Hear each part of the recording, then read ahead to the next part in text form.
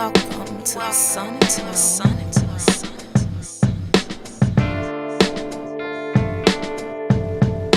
Charm on the train, on the train.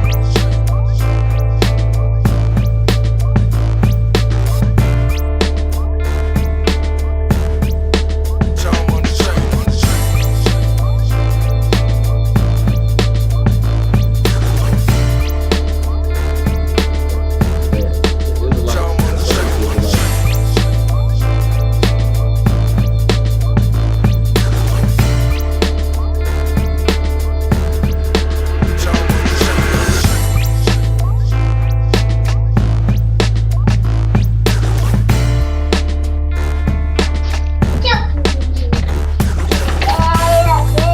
Are we already live?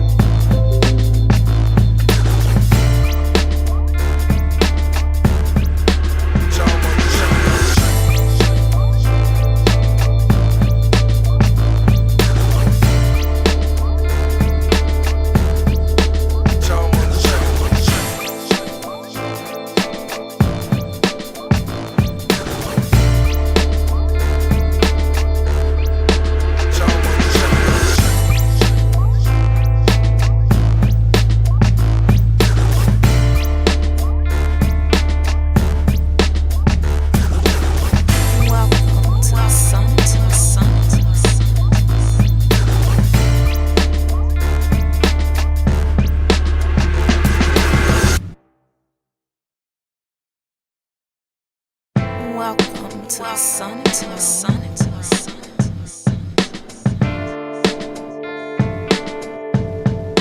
Charm on the train, on the train.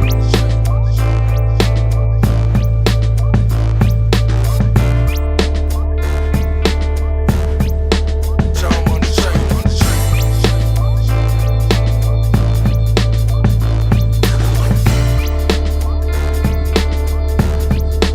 Charm on the train, on the train.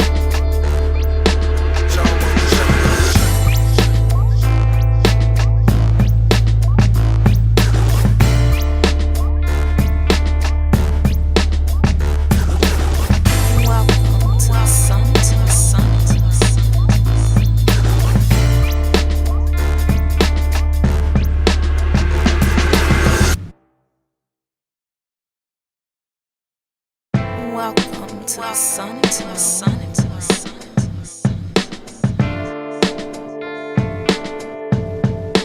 Charm on the train, on the train.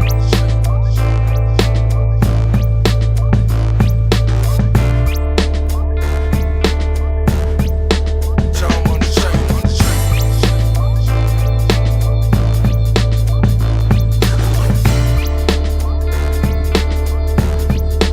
Charm on the train, on the train.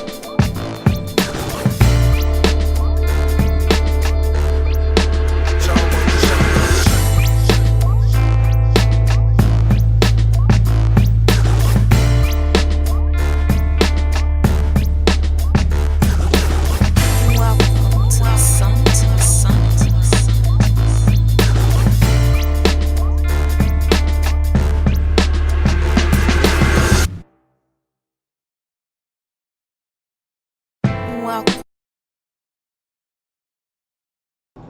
Peace, family. What's good? This is your boy, Soul of Mine, and I am here with YARAH bin Nazareth and Out the Blue. I think he fell off him and a couple of the judges, but yeah, still we're about to get it in here. I see Defender of the Way popping back up in there. When you come in the building, hit the like button. When you come in the building, family, it's about to go down right now. God damn it. And this is for the marbles. This is what it's all about. This is the place where all the debaters want to be at this day and time. The conference finals. The debate that's going to give you the opportunity to win the SVDL title. The conference finals. All the debating. All the arguing, all the back and forth, and you're going to sleep mad as hell at one of the debaters because you was arguing with them all night over there on SVDL, rapid fire debates. Shout out to Brother Swab Boss holding it down over there. And in fact, I gotta give, I think I want to give an award to the person that holds it down over there. You know what I mean? The person that holds it down and does debate, you know, keep it, you know, the channel going over on that channel because that's the channel for the debaters. So an appreciation award. I think I'm gonna do that. I think I'm gonna do an appreciation award for that. But yeah. So with that being said, all the debating, all the fighting, all the bickering, it now comes down to this debate right here. It's for all the marbles that get to go to the SVDL finals. So who's gonna survive? Is it gonna be Blue? Or is it going to be YARAH bin Nazareth? Win or go home? God damn.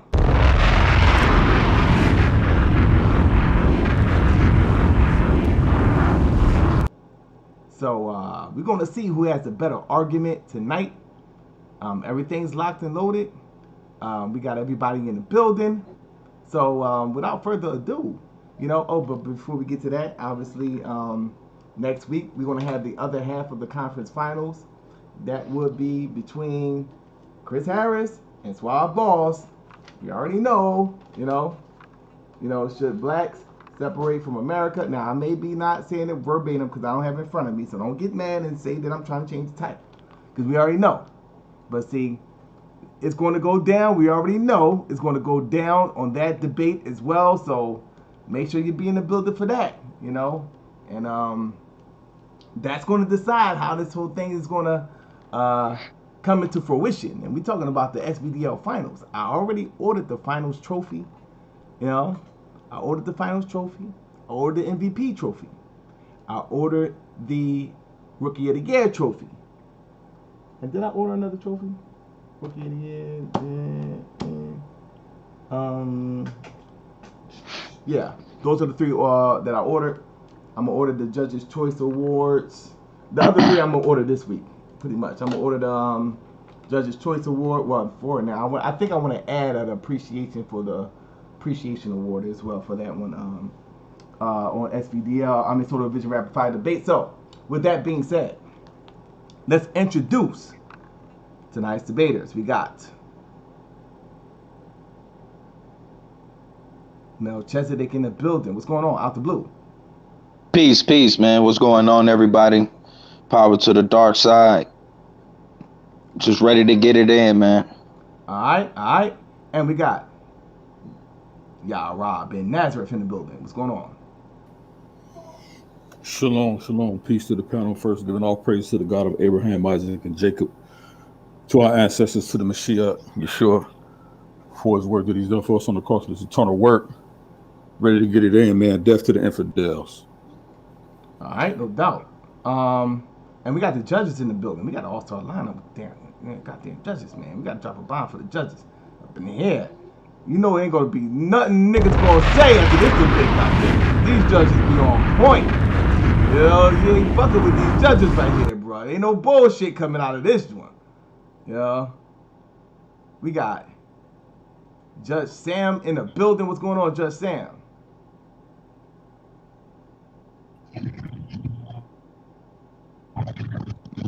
Shalom, bro. Shalom. Can you hear me? Yeah, we can hear you, brother. Okay, cool. All right. Great to be here for another debate. Great debate between Brother YARAH Ben Nazareth and Brother True Blue. We're hoping to get another great debate, and let's get it on. All right. We got Shalom, Judge. Brother Kansu in the building. Sheshmu Amun. Brother Kansu is in the building. Judge Kansu is in the building. What's going on, brother? Peace, peace. All right. Shout out to Brother Kansu. Shalom, Kansu. And we got Domo in the building. Yes, he is judging tonight's debate, family. Domo is in the building. What's going on? Judge Domo. Man, glad to be a part of it. You feel me? Appreciate the opportunity. You know what I mean? So let's get it in. All right. Shalom, Domo. All right. So let's get it, family. The format is as follows. Obviously, it's customized for this playoff matchup. We got 10-minute opening, a 20-minute premise, a 20-minute rebuttal, and a 5-minute closing.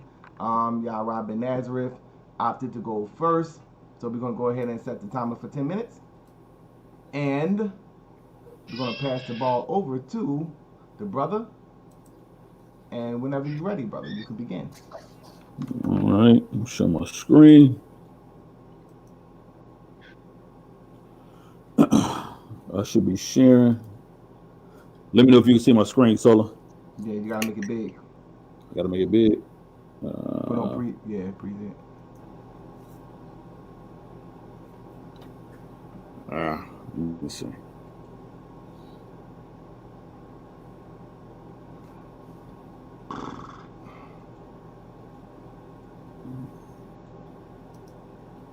All right.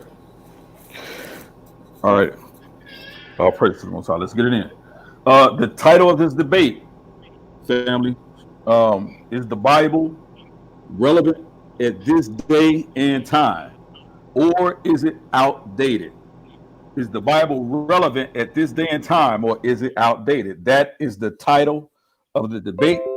That is what me and my opponent Blue agreed to, and this is the title. This is the topic that our information and our premise should line up with tonight. So let's get it in. Peace to the chat. Solar Vision Debate League. Let's go.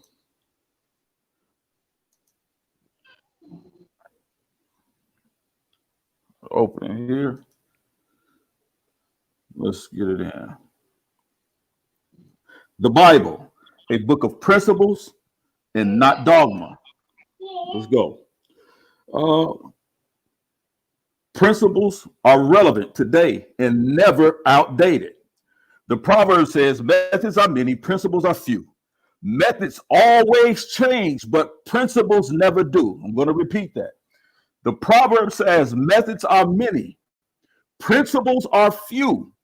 Methods always change, principles never do. Let's continue. Walk with me, family. Some say that the Bible is out of date, a book of fairy tales, like a manual for an obsolete computer. But computers change and manuals become outdated. But basic human nature does not change. For example, people today respond to love and hate, fidelity and infidelity, kindness and cruelty in which the same way as our ancestors did. So when it comes to human nature and interactions, it is relevant as it ever was. There is nothing new under the sun. Ecclesiastes chapter 1, verse 9. Do this again. Is the Bible relevant today or an outdated book? Change is constant. We live in a fast-paced world where the speed of technology continues to grow at an exponential rate. In this world where convenience and speed seem to supersede substance, how can a book that is over 3 millennia old still have relevance and application? My opponent will argue that the Bible contains commandments that are outmoded and outdated, a relic of a bygone era that has little or no contemporary application. that society and civilization have evolved, they say. And so have the definitions of what is considered right and moral. But I will argue tonight, family, truth is unchanging and constant. It is the same yesterday, today, and forever. Let's continue. For this debate, I'm going to define for you principle, a fundamental truth or proposition that serves as the foundation for a system of belief or behavior or for a chain of reasoning, a rule or belief governing one's personal behavior, morally correct behavior and attitudes, a general scientific theory or law that has numerous special applications across a wide field, a natural law forming the basis for the construction of working of a machine, a fundamental source of basis of something. Again, defining what a principle is. That's important to this debate tonight. Principles never change. All right? Let's continue.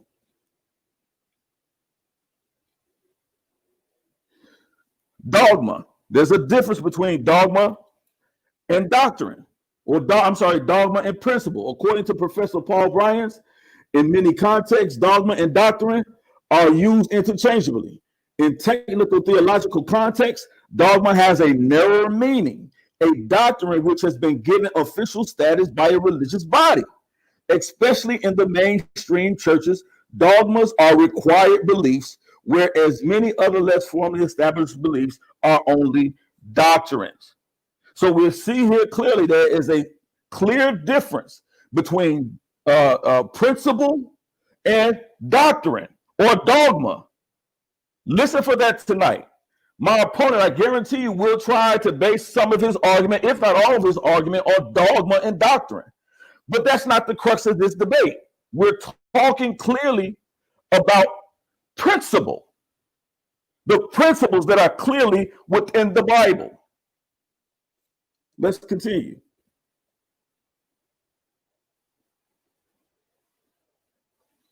Right? The Bible's modern relevance as a book of fairy tales. Let's see what many say about that. A fairy tale, a revolution, the value, the critical reading of fairy tales in the contemporary educational context. Many will argue that the Bible is simply a book of fairy tales. Well, let's take that position for a moment. Let's say that it is. What is the purpose of a fairy tale? Right? Presented as a diachronic overview of a classical fairy tale, its creative and receptive revolution, which is the basis on which we determine the educational value of this literary type. In different epochs, a fairy tale was the source of controversy and is also the case today. Some people praise it, pointing out that it gives hope, while others connect it with conservative attitudes and values. Most often, a fairy tale in education is treated as a story that simply distinguishes good from evil. But the structure of many fairy tales cannot be reduced to the black and white morality. Let's continue. This is especially true if we interpret a fairy tale as deeper significant levels. Instead of using a fairy tale in education to serve as a moral lesson, it would be more meaningful to interpret it as a story that calls for critical reading, to explore its numerous adaptations and evolution. A fairy tale is increasingly present, so the evolution of this genre turns into a revolution. In order for children to better understand a fairy tale message and its complex artistic nature, it is necessary to read it in the classroom with a problem-based, research-based critical approach. Such an approach to a fairy tale is suggested in this text within the framework of the reception theory. And you see the sources at the bottom here. So if he wants to say that the Bible is simply just a book of fairy tales, well, that's fine. It doesn't negate it. It doesn't negate the principles that are within the fairy tale. That's the angle that he wants to take. So if he wants to argue that, let's do that. We simply still have to go back to the Bible and its principles. What does it teach? What does it say? What does it espouse? What principles are being put forth? As we stated before, Principles never change. They are constant. They are always relevant. Let's continue. The revival of local fairy tales for children education, right? This study explored the function of fairy tales as a means of entertainment and education for children. Fairy tales and children's literature have gradually shifted from an oral storytelling tradition to a mass media product. The role of the mother as the first and foremost teacher of her children is increasingly challenged in modern education. You understand what he's saying here? Let me read that again. The role of the mother as the first and foremost teacher of her children is increasingly challenged in modern education. From preschool age up to junior high school level, a child needs special attention from his or her parents, especially the mother. From the age of 3 until the child enters primary school, the parents, especially the mother, plays a strategic role in fostering various aspects of development, language, psychology, and character. One way in which this takes place is through storytelling. However, unfortunately, children's literature in the form of local fairy tales often no longer has a place in the home or the kindergarten. This case study is in South Sulawesi, Indonesia, explored the causes between this change. And so it shows data where fairy tales or some fairy tales are actually taking the place from the role of the mother. But this is what modern education does. This is clearly what he's saying here. The role of the mother as the first and foremost teacher of our children is increasingly challenged in modern education. But let's go a little bit further. The Bible and Black motherhood. Right?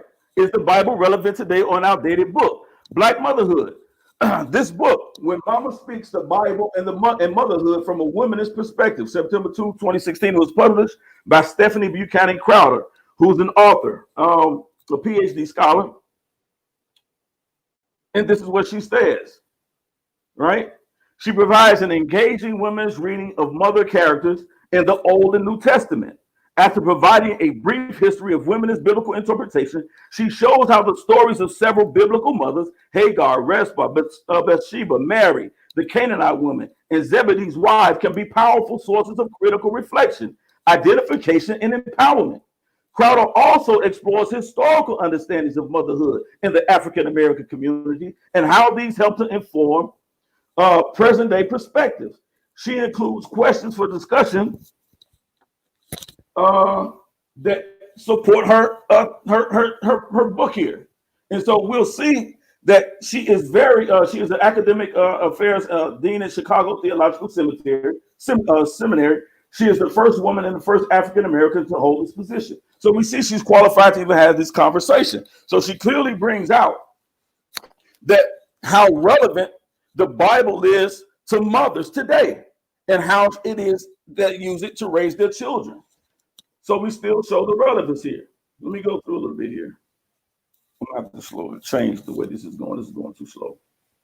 I can't get to it here. How much time do I have left, Soul? Okay, cool. Right. So shout out to YARAH Ben Nazareth. We're gonna swing the ball over to Out the Blue.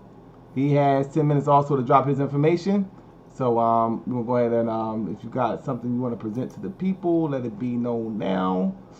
And, yeah, you got my slides, right? Okay, I'm sorry. Yeah, I forgot that you sent me the slides. Okay, so cool. Pull it up real quick.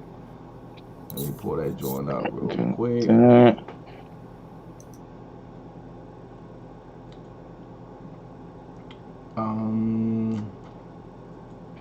me go ahead and check this real quick.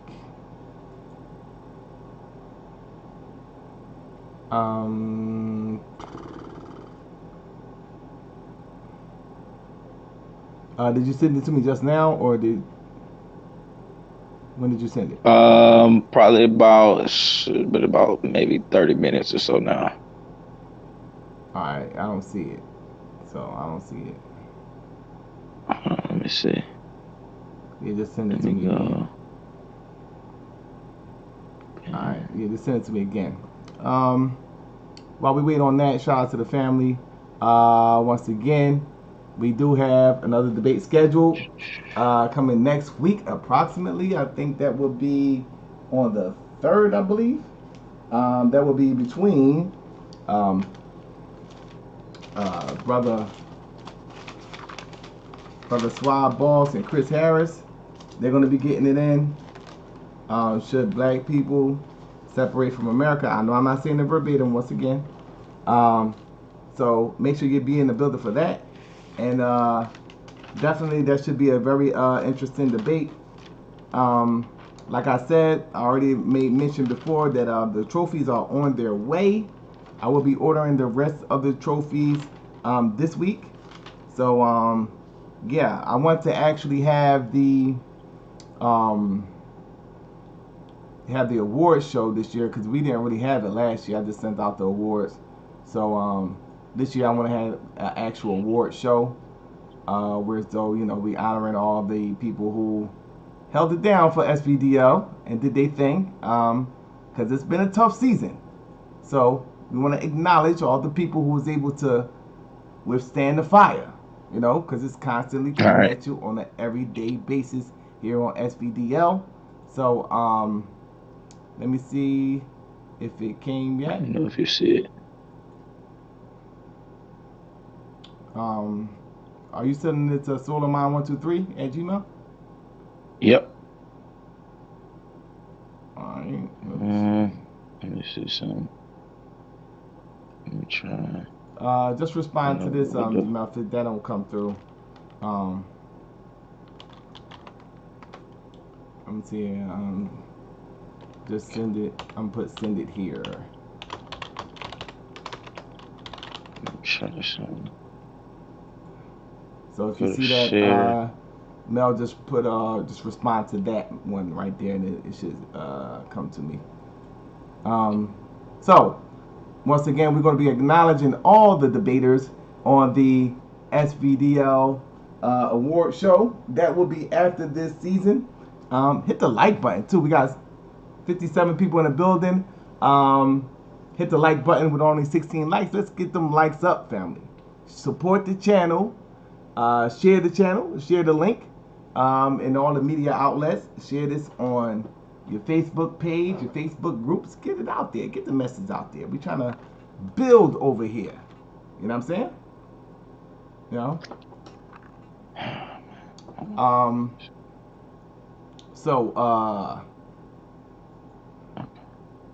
Yeah, I'm still, yeah, let me check. You said check the spam.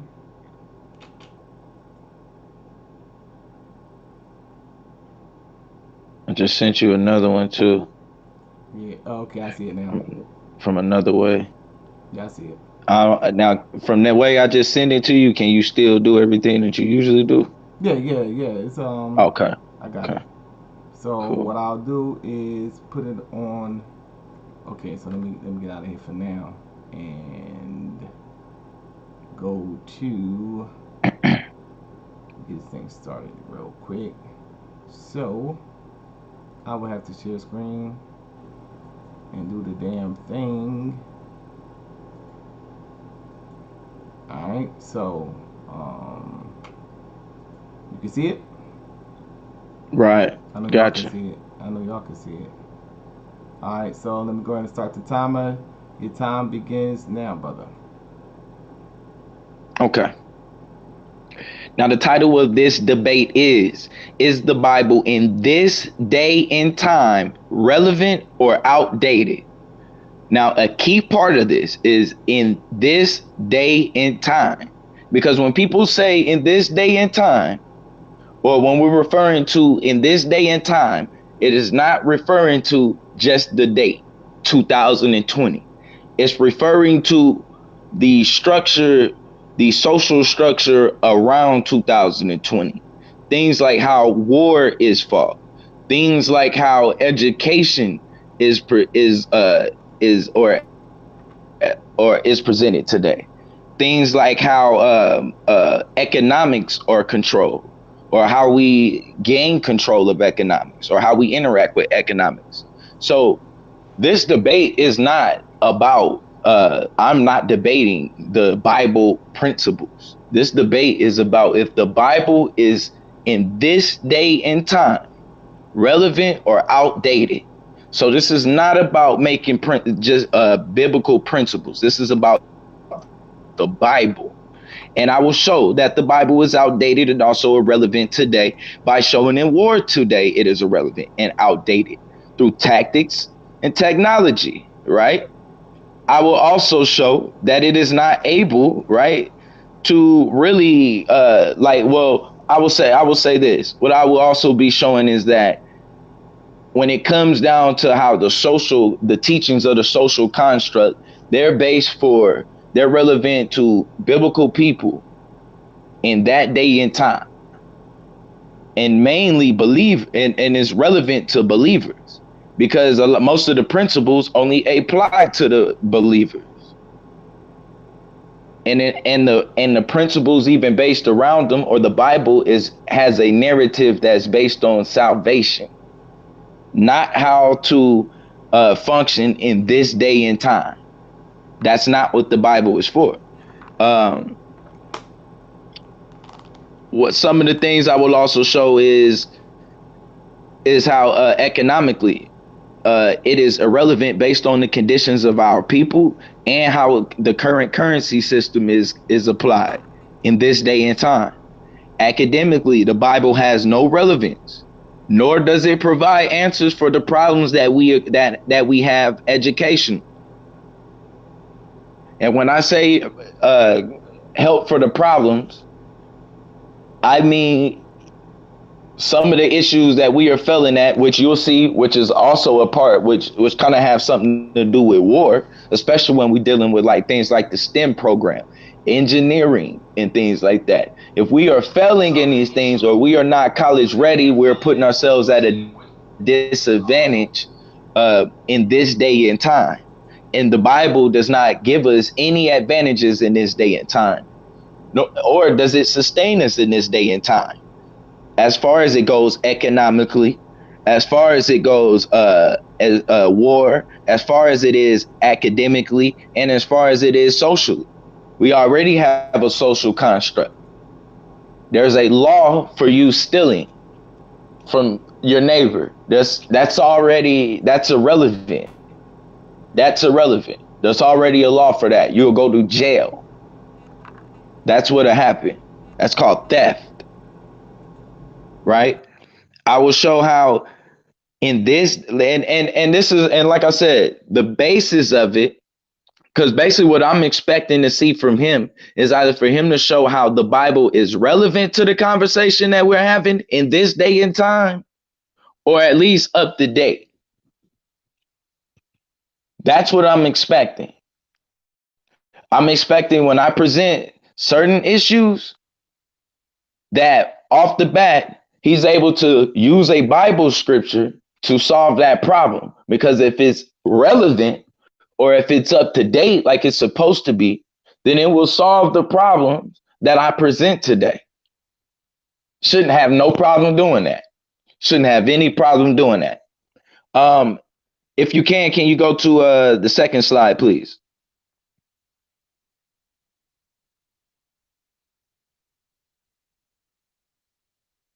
Oh, no, excuse me, the third slide.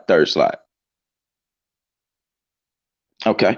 And so I want to start out real quick, and this is in the construct of war, right? And when we're dealing with war and how the Bible perceives war and how war is perceived in this day and time. Now, for war in the Bible, let's start off at Romans 12, verses 19. Do not take revenge, my dear friends, but leave room for God's wrath. For it is written, it is mine to avenge, I will repay, says the Lord. You can move on to the next slide. So even in dealing with that, it is already taking war out of your hands, right? And putting it in the hands of, I guess, God. Now, what if you don't believe in God? Or this particular God? So as we go into 1 Timothy, now, how is this relevant to how war is this day in time? Fight the good fight of faith. This is the war that the Bible is referring to. This is what type of fight that the Bible is referring to. This is irrelevant to this day and time. They're supposed to be fighting the good fight of faith. That's his war. That's irrelevant to what kind of war we're referring to. It says, take hold of the eternal life to which you were called when you made your good confessions in the presence of many witnesses. This is talking about getting a stronghold on faith, right? And you can tell that the narrative continues to go that way as we go into the next slide, please. You can see easily that the narrative starts to go that way, because once we get into 2 Corinthians 10 verses 4, what does it say? The weapons that we fight with are not weapons of the world. On the contrary, they have divine power to demolish strongholds. So the number one, their fight is with faith. Their fight is against principalities. Their fight is not against divine their fight is not against us here and what we have going on in this day and time. Their fight is relevant to faith. Their fight is relevant to a spiritual fight. That's the kind of battle that they're into. If you can move on to the next slide really quick. The type of war that we're going into in this day and time, I want to read this off of the Central Intelligence Agency. Nobody knows war right now like the Central Intelligence Agency in this day and time. And it says that the new face of war, how war will be fought in the 21st century. Now, this was done in 2003, an intelligence in recent public literature by Bruce Borowski, right? And what Borowski goes into, you could go into the next slide, right? Is that he argues that the atoms that used to be winners will become big losers to information technology, right? And it says that the censors will quickly find mass troops enabling advisories to zap those troops with precision guided weapons. Fortifications will tie armies down to fixed locations, making I just want to make sure that y'all understand that what I'm reading is from 2003. I'm going to show you how that manifests today, right? And down to fixed locations, making them sitting ducks for smart bombs. Cheap cyber weapons, computer viruses will neutralize expensive kinetic weapons, right? You can go ahead and move on to the next one. And it says, and it's pretty much, it's just going into how, the growing dominance of bits over atoms. And basically what he's saying is that atoms will basically, after a while, become subpar compared to bits. Bits will be what's way more important. When they say bits, they meaning things like learning how to computer code, being able to send viruses, and also protect yourself from viruses. These are the type of things that we deal with in this day and time, right? So it says the ability to collect, communicate, process, and protect information is the most important factor defining military power. That's in this day and time. The key word here is the most important factor. The new face of war gives many. Time. Yeah, your time's up, brother. Yeah, I had to take myself out. All right, so shout out to Out the Blue. We're gonna keep this thing rocking and rolling. We're gonna go ahead and proceed on to the premise round. We're gonna pass the ball over to YARAH Ben Nazareth.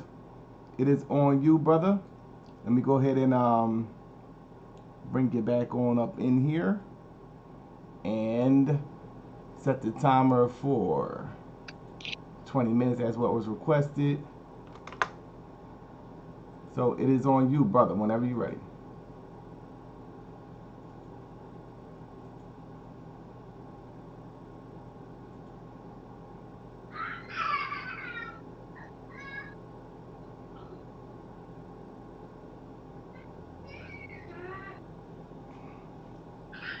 Put it on present mode. So you get bigger.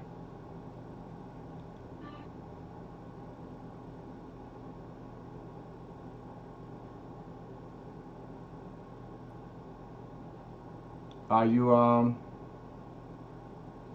set, Yara? Yeah, I'm set. All right. Yeah, so I'm set. make it big so that they can see it. Man, I can't make it. I'm trying to. Let me see if I can make it a little bit bigger. Oh, I'll make it big for you. You don't want to hit Yeah, present? make it bigger for me so I can see my slides on the side. Okay. All right. Cool. All right. So let's get this in. This is what I thought it was going to be. All right. So let's deal with this. Is the Bible relevant or is it outdated? Let's look at science, technology, engineering, mathematics, and agriculture. Right here. Let's deal with this. Modern science, the Bible, and quantum physics studied today. Let's deal with it. Genesis, quantum physics, and reality. How the Bible agrees with quantum physics and anthropic principle of another kind, the divine anthropic principle, by Peter Zoller, Greer University of Applied Science, Frankfurt am Main, and Frankfurt, Germany University. Let's get to it. Let's see what he says. Recently, many discussions, mostly between scientists and theologians, even among scientists and fellow scientists, have focused on how reports in Genesis 1:1 will or will not contradict actual scientific realms. They begin with the evolution theories and lead to the cosmological theories of the Big Bang. The point I would like to make here includes aspects of the interpretations of quantum physics, as we will see. These aspects could make the other discussions superfluous. Indeed, this interpretation of reality seems to be foreseen in the Bible and supports a transcendent creator. The Bible seems compatible with quantum physics and even leads to a new kind of anthropic principle, the divine anthropic principle. God seems not only to be a mathematician, as some say, he also seems to be a quantum physicist. This is Peter Zoller Greer, 2003. Let's go to the next slide. Let's talk about the anthropic principle design argument. On analysis, the anthropic principle design argument that it does rest on the inescapable logical circularity, only assuming the intended conclusion that the universe is designed for intelligent life, permits drawing the conclusion that the universe is designed for intelligent life. Here's the source at the bottom. In other words, intelligent design is what the anthropic principle design argument is based on.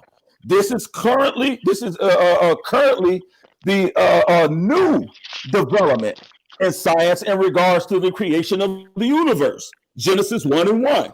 Let's continue. Let's talk about that a little bit more. Right? Here we see a diagram of how it works. The anthropic principle, the universe is constructed such that creation of life was inevitable. In other words, this was the world, the creation of the universe was not by happenstance or chance, but by intelligent design. As we read in Genesis chapter 1:1, this is what the theory aligns with. So this makes the Bible clearly relevant today. This is a new theory that they've come up with, right? Let's go down here a little bit further. Let's just see how it works. It talks about the macro distance from the sun and earth, the presence of the moon, the Milky Way location. It gives Newton's gravitational constant, the speed of light, radiation constant, rest mass of electron, charge of photon, cosmological constant, Hubble's constant, micro 20 constraints and laws of nature, Planck's constant. All these things have to work together in concert in order for life to be possible here on earth. This is an intelligent design. This is a mathematical equation. You cannot create a mathematical equation without an intelligence. This is what Genesis chapter 1:1 tells us. Let's go further. Faces in the Sky, the anthropic principle design argument by Gilbert Fuller.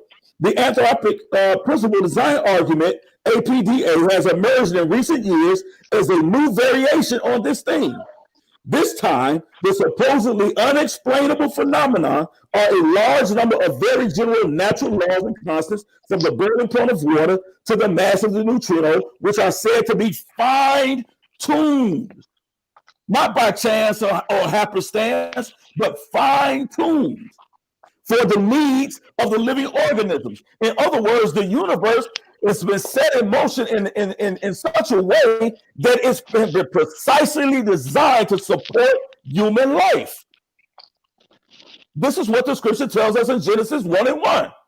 In the beginning, God created the heavens and the earth. So this is yet relevant to new theories of science today that we see. Let's continue. Two major experiments, one performed by Alan Aspect during the 1980s and one by Marlon Scully and his research team in the early 1990s, gave results even more staggering than expected. Both experiments have to do with the wave-particle dualism of a photon. Scully's arrangement of the components is made so that the twin photons unite in a way that at one time, one twin photon is reflected and the other one passes through the semi-transparent mirror or vice versa. In either case, as a result, a reunited whole photon with the original intensity is dedicated either at the upper or lower detector. This represents the wave behavior of photons and the effect called interference. Let's go a little bit further. These are the things that support the anthropocentric creation theory that we see here, based on Genesis 1:1. This is a relatively new theory on how the creation of the world was made by intelligent design. Clearly what the Bible tells us. Let's go a little bit further. The fine-tuning of the universe also talks about intelligent design. We're talking about science, technology, engineering, and math. People, we're going to go a little bit further. The fine-tuning argument from physics and cosmology. Let's go down here. The fine-tuning argument is a modern, up-to-date version of this argument. It takes off from something that serious physicists, religious or not, tend to agree on. Here's how Freeman Dyson put it. There are many lucky accidents in physics. Without such accidents, water could not exist as liquid change, or carbon atoms could not form complex organic molecules, and hydrogen atoms could not form breakable bridges between molecules. In short, life as we know it would be impossible. So let's read that up here. He says, one of the most pervasive arguments for the existence of God. I don't mean the philosophers and logicians, but to ordinary people goes something like this. All this, that is, a world with life, intelligence, beauty, human morality, could have come about by accident. It must be due to some intelligent, powerful being. That is what God is. Intelligent design, people, is a legitimate argument based on the fact that God, the creator, in Genesis 1:1, created the heavens and the earth. This is studied today. You can't argue with that. Let's also deal with something else a little bit more about it. Let's go into medicine. Leviticus chapter 13. Yeah, YARAH is a liar. 20 and 20, right? Let's deal with this. The That man is a liar, bro. Outlines maintaining the modern practice of social distancing by keeping space between yourself and other people outside your home. Stay at least 6 feet. I got some on mine. People do not gather in groups. Stay out of the crowded places and avoid mass. Sure, I ain't got yours. Mute the mic, bro. We're talking about what is social distancing. Leviticus 13, 45, and 46. Let's see how that's relevant to the Bible today in our situation today dealing with the coronavirus. Modern practice of social distancing, right? When COVID-19 is spreading in your area, everyone should limit close contact with individuals outside your household, indoor and outdoor spaces, right? Let's see how this lines up with scripture. Coronavirus, what are they asking you to do? They're asking you to quarantine, diagnose, and isolation, ambiguity of cause, right? Many aspects of the present coronavirus crisis are unprecedented in the world's history. Nevertheless, there are several ways in which it connects us with the experience of contagion, and which has accompanied us human history from its earliest records. Now let's go a little further. Watch this, people. The modern practice of quarantining in the Bible, right?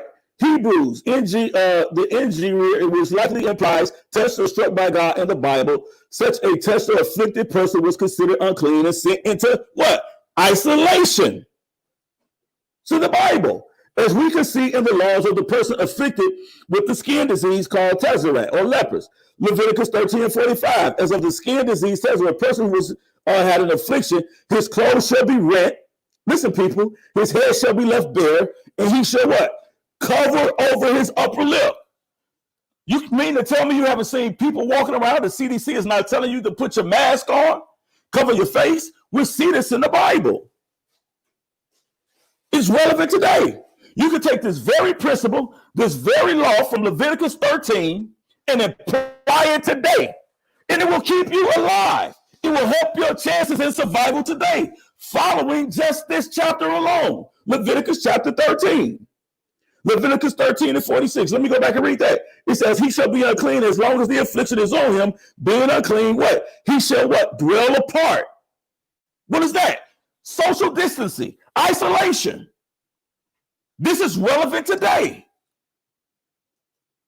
Let's deal with technology. The definition of technology, the practical application of knowledge, especially in a particular area. Let's deal with it. From Genesis to Revelation, we observe many uses of technology in the Bible. Here's just a sample of what we see. I'm not going to go through them all, but I'm going to deal with one specific today. Noah built an ark in Genesis chapter 6. Now watch this, people. I want to deal with this really quickly, right? Let's go over something real quick. It says, many people over the years have proposed that there have been an increase in technology as the end time approach. Among those espousing this view were renowned scientists Isaac Newton and Francis Bacon. On the frontispiece of Bacon's Instaurator Magna, ships of learning were depicted passing by the limits of human knowledge with a quote in Latin from Daniel 12 and 4. He actually quoted this when he's talking about the influence, the exponential explosion of knowledge in the world. He quoted Daniel 12 and 4, right? So let's go. I want to get into some of these things real quick, right? So you see Daniel 12 and 4, but thou, O Daniel, shut up in the words and seal the book unto the time of the end, and make sure run to and fro, and knowledge shall be increased, right? We see an explosion in knowledge. Let's deal with this here. The Bible code was based on the work of Eliyahu, Rips, and others who proposed that the history of all mankind was encoded in the text of the Torah and could be found by the process of equidistant letter secrecy, or ELS. This concept was first proposed by Rabbi Baka ben Ashar in the 13th century, a man who is recognized as introducing the use of Kabbalah, Jewish mysticism, into the study of the Torah. According to this theory, the Hebrew word for computer is encoded in Daniel 12 and 4, thus giving apparent confirmation that the technology would indeed have exponential advances of computers. Let's go a little bit further, right? Let's deal with transhumanism and the Bible, transfiguration and transhumanism. Let's define transhumanism. The belief or theory that the human race can evolve beyond its current physical and mental limitations, especially by means of science and technology. Let's see. The transfiguration of Yeshua, Matthew 17, 1 through 2. And after 6 days, Jesus taketh Peter, James, and John, his brother, and bringeth them into an high mountain apart, and was transfigured before them. And his face did shine as the sun, and his raiment was white. This is the very definition that we see for transhumanism, the belief or theory that the human race can evolve beyond its current physical and mental limitations, which is what we see Yeshua did here in Matthew 17, 1 through 2. He was transfigured. It says, before them, and his face did shine, and the sun, and his raiment was white as light. Let's continue. The Politics of Transhumanism and the Techno-Millennial Imagination, 1626 to 2030, by James J. Hughes, right? Let's see what he talks about transhumanism, if you can see him. It says, transhumanism, Wahhabite Torah, transhumanism as a secularist faith. Robert G. M. Garcia, video games, transhuman inclinations. James J. Hughes, The Politics of Transhumanism and the Techno-Millennial Imagination, 1626 to 2030. Ronald Cole, he gives some other authors.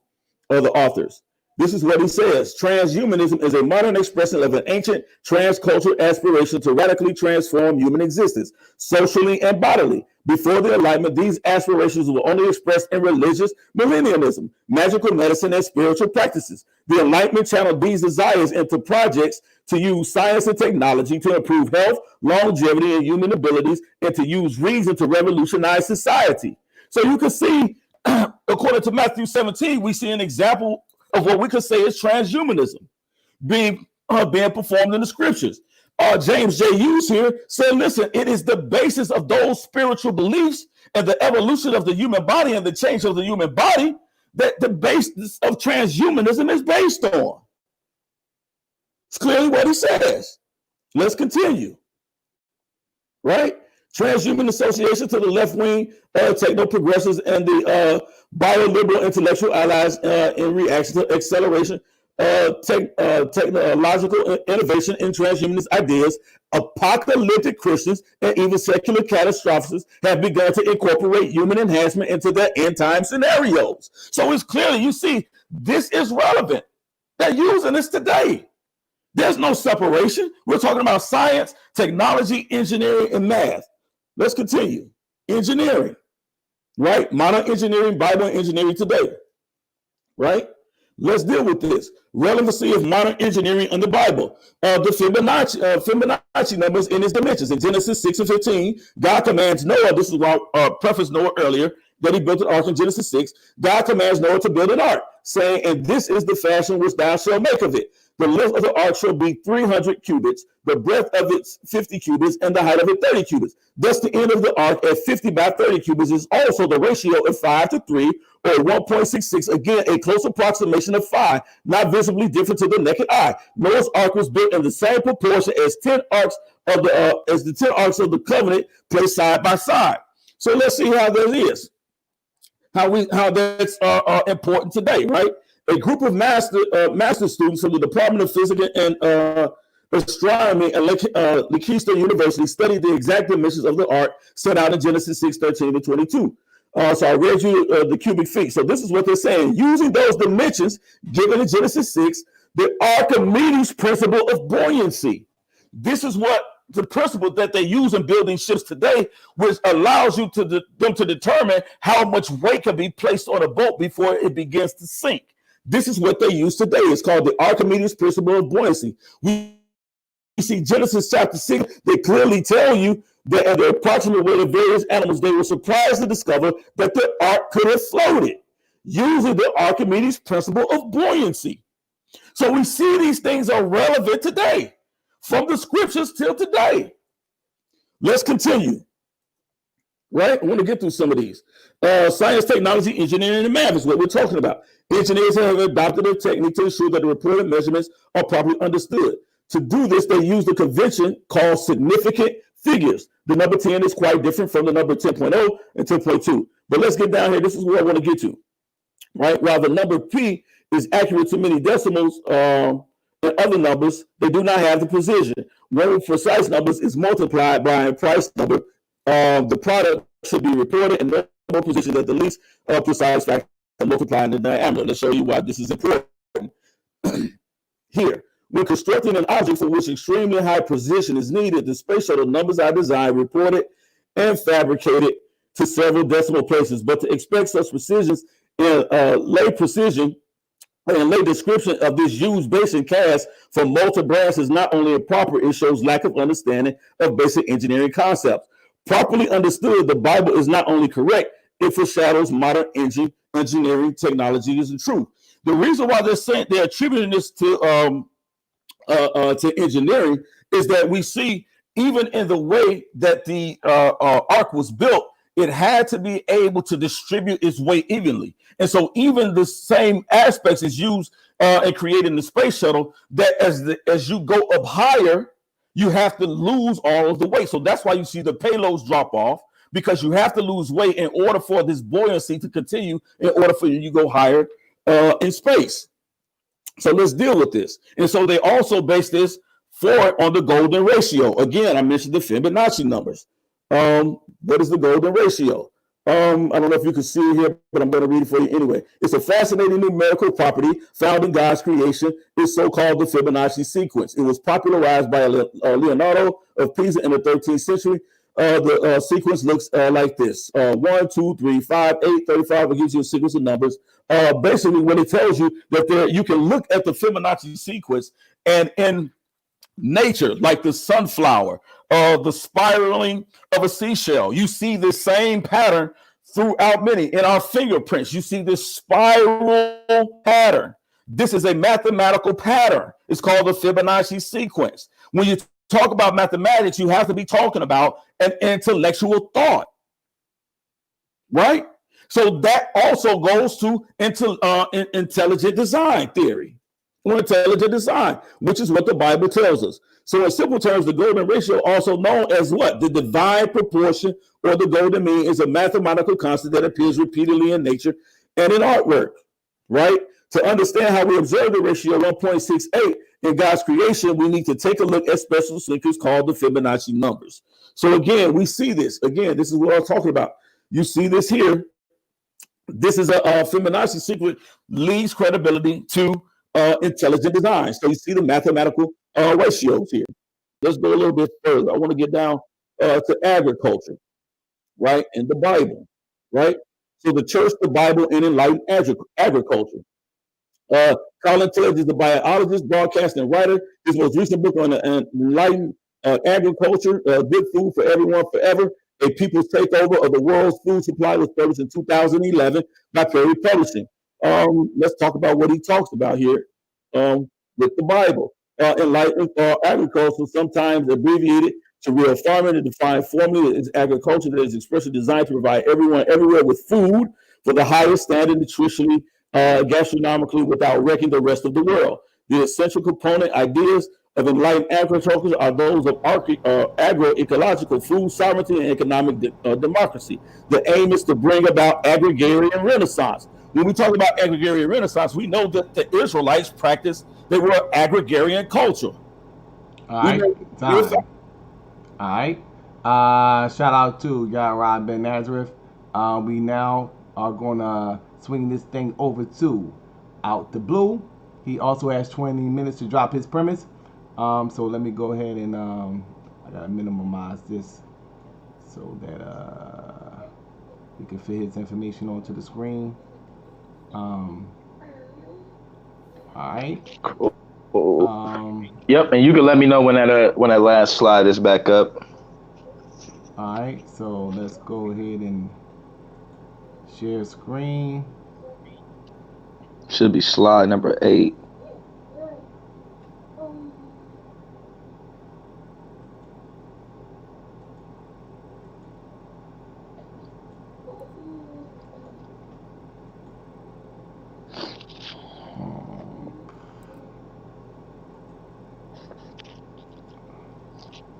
See, it's on. Yeah, everything is up and running. So let me go ahead and start the time. Whenever you're ready, you can begin, brother. All right.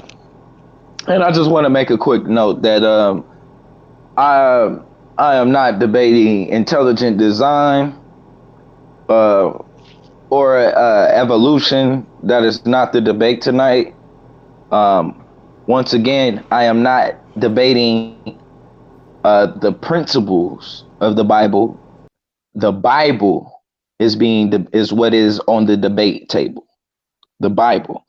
And I want to get back into how war is fought in this day and time, right? And where we kind of left off at, we were dealing with something that the CIA had released, which was Bruce Borowski. This was about 2003 when he released this, and what it was just dealing with basically is how the tides are turning when it comes to how war is being fought. He was comparing war being fought in his day and time to how war would be fought in this day and time. So he was comparing to what he was seeing in 2003 to what he assumed he would be seeing in 2020, right? And just real quick, some evidence, if you can actually move on to the 9th slide. And it says that evidence of this, that this revolution has already occurred abounds, right? It says in the 1990 Gulf War, smart weapons turned Saddam's strength, concentrated troops and tanks into liabilities. More recently, Al-Qaeda used the global telecommunications net to coordinate successful attacks by small, stealthy groups who triumph through information superiority, knowing more about their targets than their targets knew about them. Now, how does this affect us also in this day and time? Is because This is obviously dealing with weapons that are of this world in this day and time. Mind you, right? When we go back to 2 Corinthians 10:4, the weapons that they fight with, or the weapons referred to in the Bible, are not of this world, right? Remember, their fight is not against flesh and blood, which our fight in this time, in this day and time, is against flesh and blood. But his fight is against principalities, which is what he's trying to argue tonight. So just to kind of sum it up, what he kind of gets into is how the growing dominance of bits over atoms, the ability to collect and communicate, process, protect information, is the most important factor defining military power. That's the war in this day and time, right? If you can move on to slide number 10, please. Right, and it says perhaps the biggest effect of information technology on warfare will be the elimination of the concept of the front, according to Barrows. If fronts persist at all, they will live in cyberspace, where info warriors battle not over turf, but over control of routers, operating systems, and firewalls. These are the weapons that are used to in this day and time. Even so, the new face of war argues that there will be no electronic Pearl Harbors on the emerging battlefield of bits, because disabling a nation's information technology infrastructure will be too hard even for the most sophisticated cyber warriors. Well-timed pinpoint computer network attacks will be much more likely. Which, what does that mean? That puts us, that this begins to start putting regular common people in this day and time also on the battlefront, because now your information, you don't have the sophistication, nor are you trained to protect yourself against cyber wars and different things like that. Can you please move on to the next slide? And I want to quickly give an example of what's going on today. Now, mind you, what he was writing about was in 2003, right? Now let's look at 2020. Right, and this is from the UnitedNations.com. This is a story that they put out, which was done by a UN. This was a UN report done by Michelle Nichols, and this is called "North Korea Took $2 billion in cyber attacks to fund weapons programs."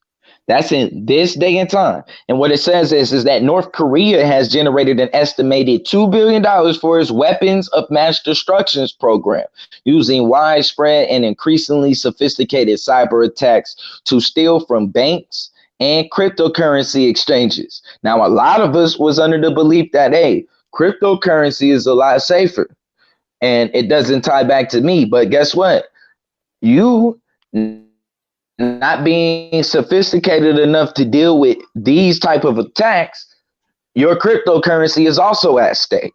What we need is for him to show that the Bible is relevant for an attack like this. Is it up to date enough to where he can read a Bible verse that'll show us how to deal with a cyber attack? Since he said that they're using it to discover intelligent design, which we're going to prove that's false. And also he said that they're also using it as the blueprint for boats today. Noah's Ark, that's what he said. Noah's Ark is being used as the blueprint for boats today. They're opening a Bible verse. So hopefully these engineers also have a Bible verse, right, for how to protect ourselves from a cyber attack. Your information is on there, like your credit card information is online, your social security, different things like this. Even during this time, a lot of people had to put more information online because of the current moment that we're living in this day and time. under the coronavirus. You had to go online and deal with your IRS and deal, you know what I'm saying, and do different things like that. So now your information is out there and you have no solution of protecting it. If the Bible is relevant or up to date in this day and time, well, there's a verse that will protect you from fraud, will protect you from a cyber attack. You can move on to the next slide. And it continues on to say that the experts said North Korea used cyberspace to launch increasingly sophisticated attacks to steal funds from financial institutions and cryptocurrencies. These are things that we can use today either. Well, this is actually information that we need to know, whether we're using it offensive or we choose to use it for to protect ourselves, just for the defensive. Either way it goes, these are important things that we need to know because this is what we deal with in this day and time.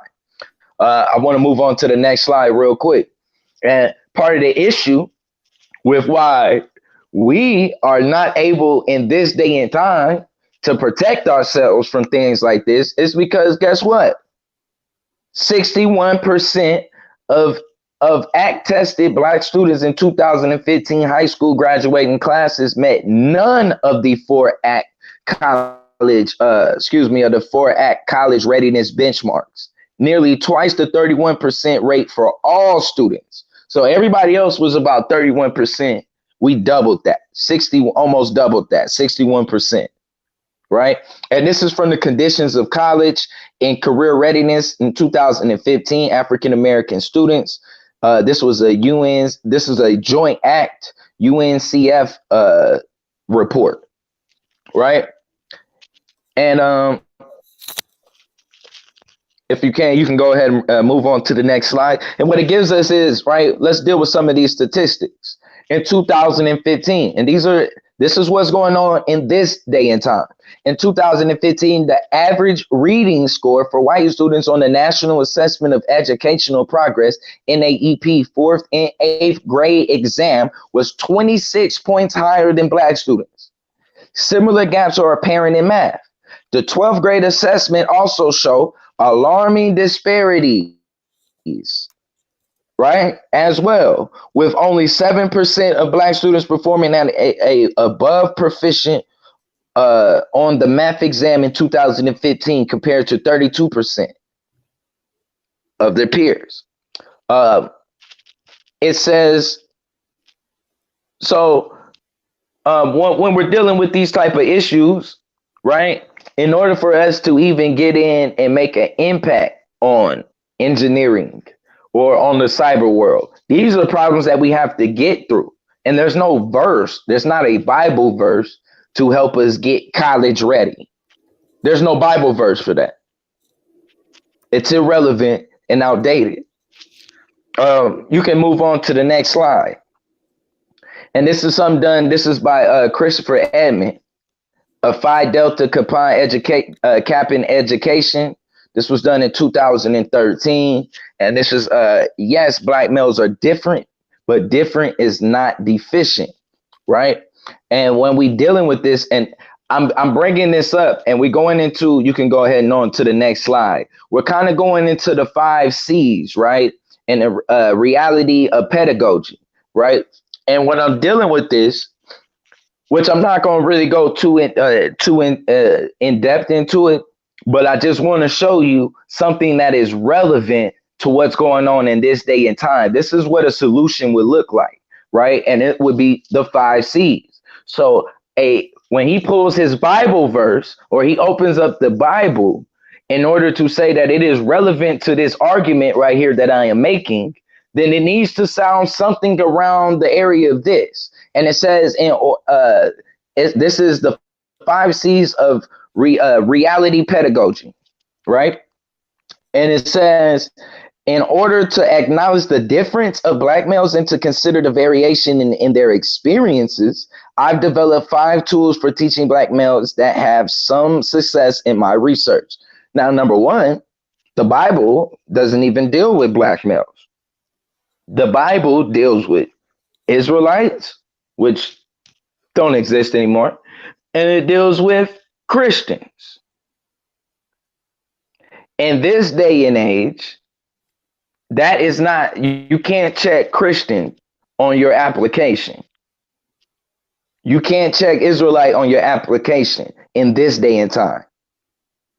Real quick, I want to go in, and it says that the tools for teaching black males that have some success in my research are congenerative dialogues, co-teaching, cosmopolitism, context, and content. This research and its developed tools, right? Because that's what the Bible is supposed to be, a tool. So it should be a relevant tool to the subject, right? And also a relevant or an updated tool if it's not outdated. And as I continue, it says developed tools are based on the fact when black males are in social spaces that align with their core identities, their desire to think critically, make keen observations, support their observations with facts, right? Real quick, I want to get into it. You can go ahead and move on to the next one. One of them is, we'll deal with the first one, congenerative dialogues, right? Which is like, just kind of like an example of some of the things that would kind of solve these problems. Select students to participate based on the different types of black male academic roles, high achieving and low achieving students. Tell the students that participating in the dialogues is voluntary and that the teacher's goal, right, is to become a more effective teacher. You can go ahead and move on to the next slide. Some of the things when we dealing with co-teaching, right? When we dealing with co-teaching, before class, the teacher invites a black male student who has engaged in co-generative dialogues to be the initial co-teacher. Assign these student teachers to design a lesson, does a quick review of the lesson plan before, and assures that the content is reflected accurately, right? So basically what they're doing is giving the child a chance to set it, to teach the class and to feel a lot more involved. And why is this important? Because part of the issue in this day and time is things like cyber warfare. Well, guess what? If you're not ready academically, you can't even protect yourself, or you have to rely on somebody else to. Now, if he has this tool that he says, well, that tool should be able to be applied to what's going on in this day and time. We have other things like cosmopolitism, the context, but, you know, just moving past that. If you can move on to slide number 22. And this is what we've learned about debt in black communities, right? And because this is also dealing with economics, right? And in this day and time, right, we are dealing with a credit system. That's what we deal with, a credit system. And we're moving even deeper into that. And that's something that we need to understand in this day and time. There's no Bible verse for understanding how to leverage debt. There's no Bible verse for that. It's outdated and irrelevant to the conversation. And it says, from interviews conducted in Baltimore, New York City, at Fort Lauderdale, we found that the community members are struggling with debt, even though nearly all are employed. Among the 46 community members we spoke to, median debt held $32,000, was more than $5,600 above the median income. So basically, they were at least $5,000 above in debt, more than what they were bringing home as their median income, right? Which was $27,000, with credit cards and student loans ranking as top 2 common debts. Now, notice student loans. What's going on with these student loans? We're taking out student loans. As we just seen, we're failing in all 4 of the courses that would even have you college ready. So how are we coming in? Another way that we're coming in debt through student loans, we're not even prepared for the college that we're taking a loan out for. So we're going in debt, underprepared. There's no Bible verse to solve that issue. Neither is it one to solve your credit problems, which is something that you deal with in this day and time. Just as alarming, we found that the respondent had very little to fall back on in times of financial need, with their median value of savings and their assets totaling just $2,000. You can go ahead and move on to the next slide, please. And it says, if the houses rise by 10%, how much did you make? Actually 24. And it says, how much did you make? At first blush, we say 10%, which is true. But you made 10% on the entire 100,000. Right? On the entire 100,000. After paying 90,000 in debt, you're left with 20,000. That's 10% growth. Became 100% of profit in the initial investment. This is leverage ratio equals assets and equity. Return equals leverage ratio percentage change. This is what we're dealing with in this day and time. This is the type of language that we have to understand. And excuse me, I got this out of order, but this is understanding debt, risk, and leverage, right? And what he's doing is, this is one of the ways that you can actually help yourself in this day and time. This would be a solution to what's going on with your credit and debt, is getting a chance to actually understand what debt, risk, and leverage is. Right? That would be something that is, you can move on to slide number 26. That would be something that is conducive to this day and time. Real quick, Matthew 22, 37 and 40. And it said, Jesus said unto them, now this is dealing with the social construct, right? Jesus said unto them, thou shalt love the Lord thy God with all thy heart, and with all thy soul, and with all thy mind. This is the first and great commandment, and the second is like unto it, that thou shalt love thy neighbor as thyself. On these two commandments hang all of the law of the prophets. You can move on to the next slide. Now, you would, and even in the next slide, right? You would assume, hey, your neighbor, that's something that was applied for today. For all of the law is fulfilled in one word, even in this, thou shalt love thy neighbor as thyself. But watch how this takes a turn. Therefore, all things, you can move on to slide number 28. I'm sorry, I'm moving kind of quick. Therefore, all things, whatsoever ye would that men should do to you, you ye even so to them. You do even so to them. For this is the law and the prophets. That's what he said. So you would assume, hey, this is something that's good in this day and time for all people. But no, that's not what the Bible is referring to. Time. Oh. All right. So shout out to Blue. Let's get into this rebuttal. Let me go ahead and bring YARAH back on. YARAH, it's on you, brother. Let me know. Okay, I see presentation right there.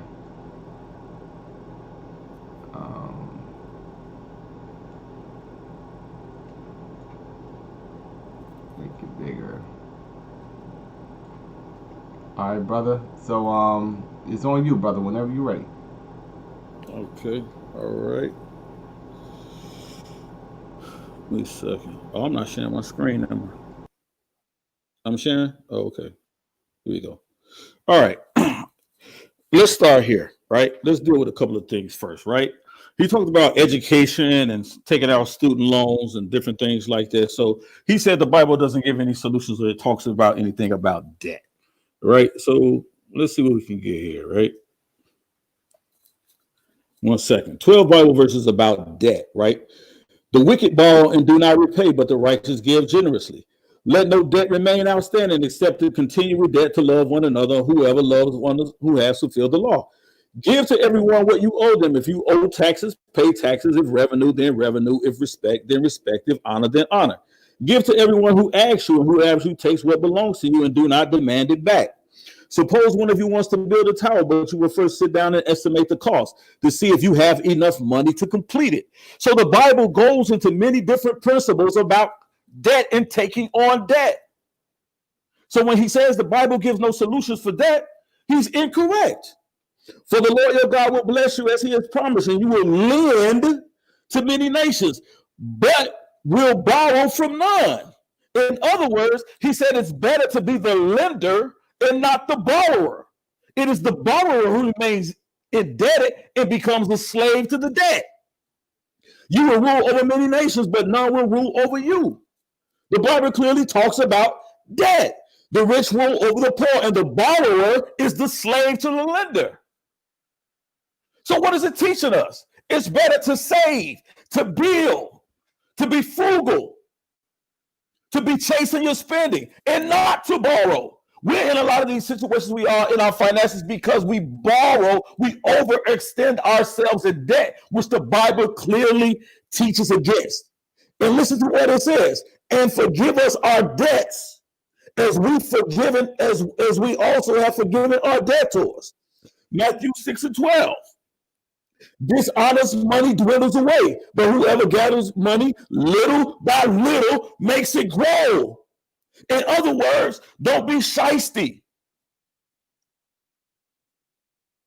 Stop with your false multi-level marketing schemes, your pyramid schemes. He says, but whosoever gathers money little by little, save 10% out of your check, the 80-20 rule, the 70-30 rule, whichever one you choose to do. But the Bible clearly teaches us in Proverbs 13:11 to save. If you save, you have no debt. But you place yourself in debt. Why? Because you overextend yourself. Do not withhold good from those to whom it is due, when it's in your power to act. Keep your lives free from the love of money, and be content with what you have, because God has said, never will I leave you, neither will I forsake you. No one can serve two masters. Either you will hate the one and love the other, or you will be devoted to the one and despise the other. You cannot serve God and money. The paper chase doesn't work.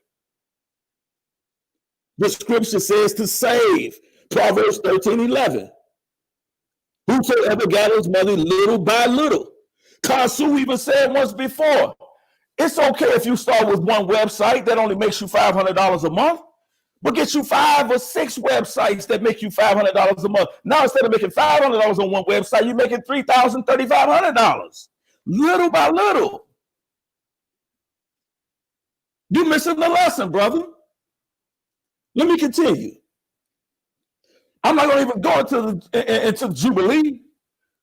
We already know what the Bible talks about Jubilee.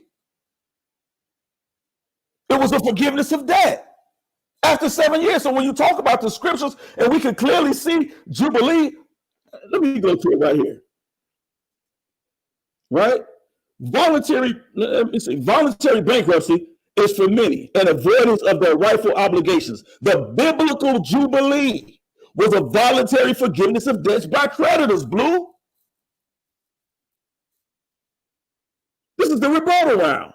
In 1938, Congress overhauled the bankruptcy law and created Chapter 13 plan. Another major overhaul took place in 1978. GetOutOfDebt.org, history of credit and debt, the history of credit and debt, bankruptcy, get out of debt. There's your source. Read it. It's not difficult. Let's get into this here. Let's talk about this. Let's talk about this, right? This is what I really want to get into. Let's go here. Right? This is biblical literacy in a secular world, secondary students, perceptions of the influence of biblical practices on academic achievement. Right? This was just done in 2000. This study done in December 2017, just a few years back, people. Let's see what it says here. Right? Let's see what it talks about. It talks about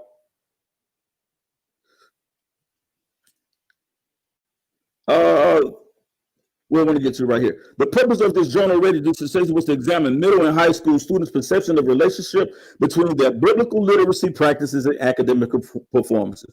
Grade test scores, reading ability, academic success, attendance, behavior, motivation, goals, decision making according to gender, ethnicity, and participation in religiously affiliated activities.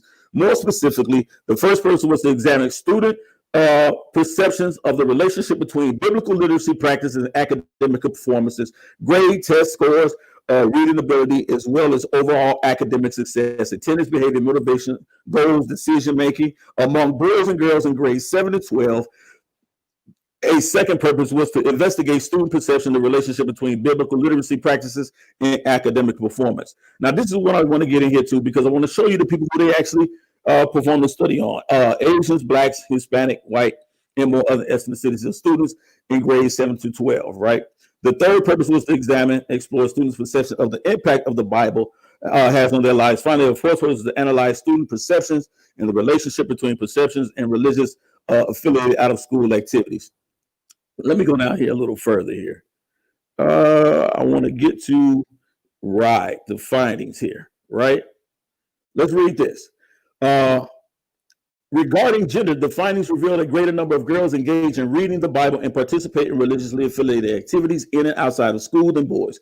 More girls indicated they perceive reading the Bible is beneficial to academic performance and academic success more than boys.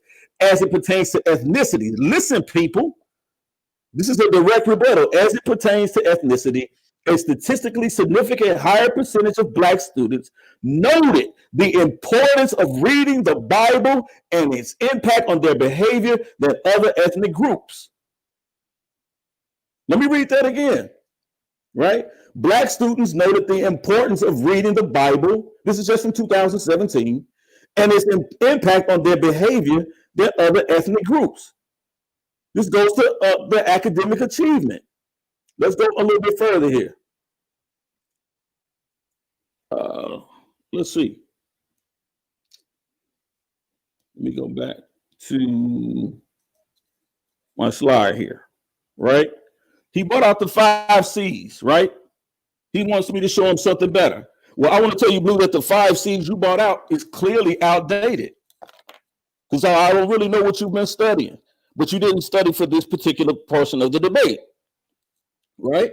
So now we're talking about new pedagogy. He mentioned pedagogy. Pedagogy is only a method of teaching. That's it.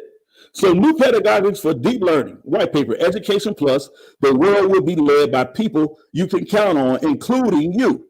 The 6 C's and E squared, Blue, he only mentioned the 5 C's, but we're going to take it a little bit higher. And we're going to show you that the information that he brought out is completely outdated, right? Let's talk about the 6 C's in E squared, right? By Michael Fuller and Joe Scott, Person Collaborative Impact. And so you can see it here. This is just from July 2014. Let's see what they talk about here. The 6 C's of deep learning. Education Plus, therefore, is not simply about learning 21st century skills in isolation from doing, nor it is about acquiring basic skills and knowledge out of context. Instead, it's about collaborative learning through reflection and action, or action in order to become better and negotiating the messy, fuzzy, dilemma-ridden context of real-world life and work with positive impact. Listen to what he says here.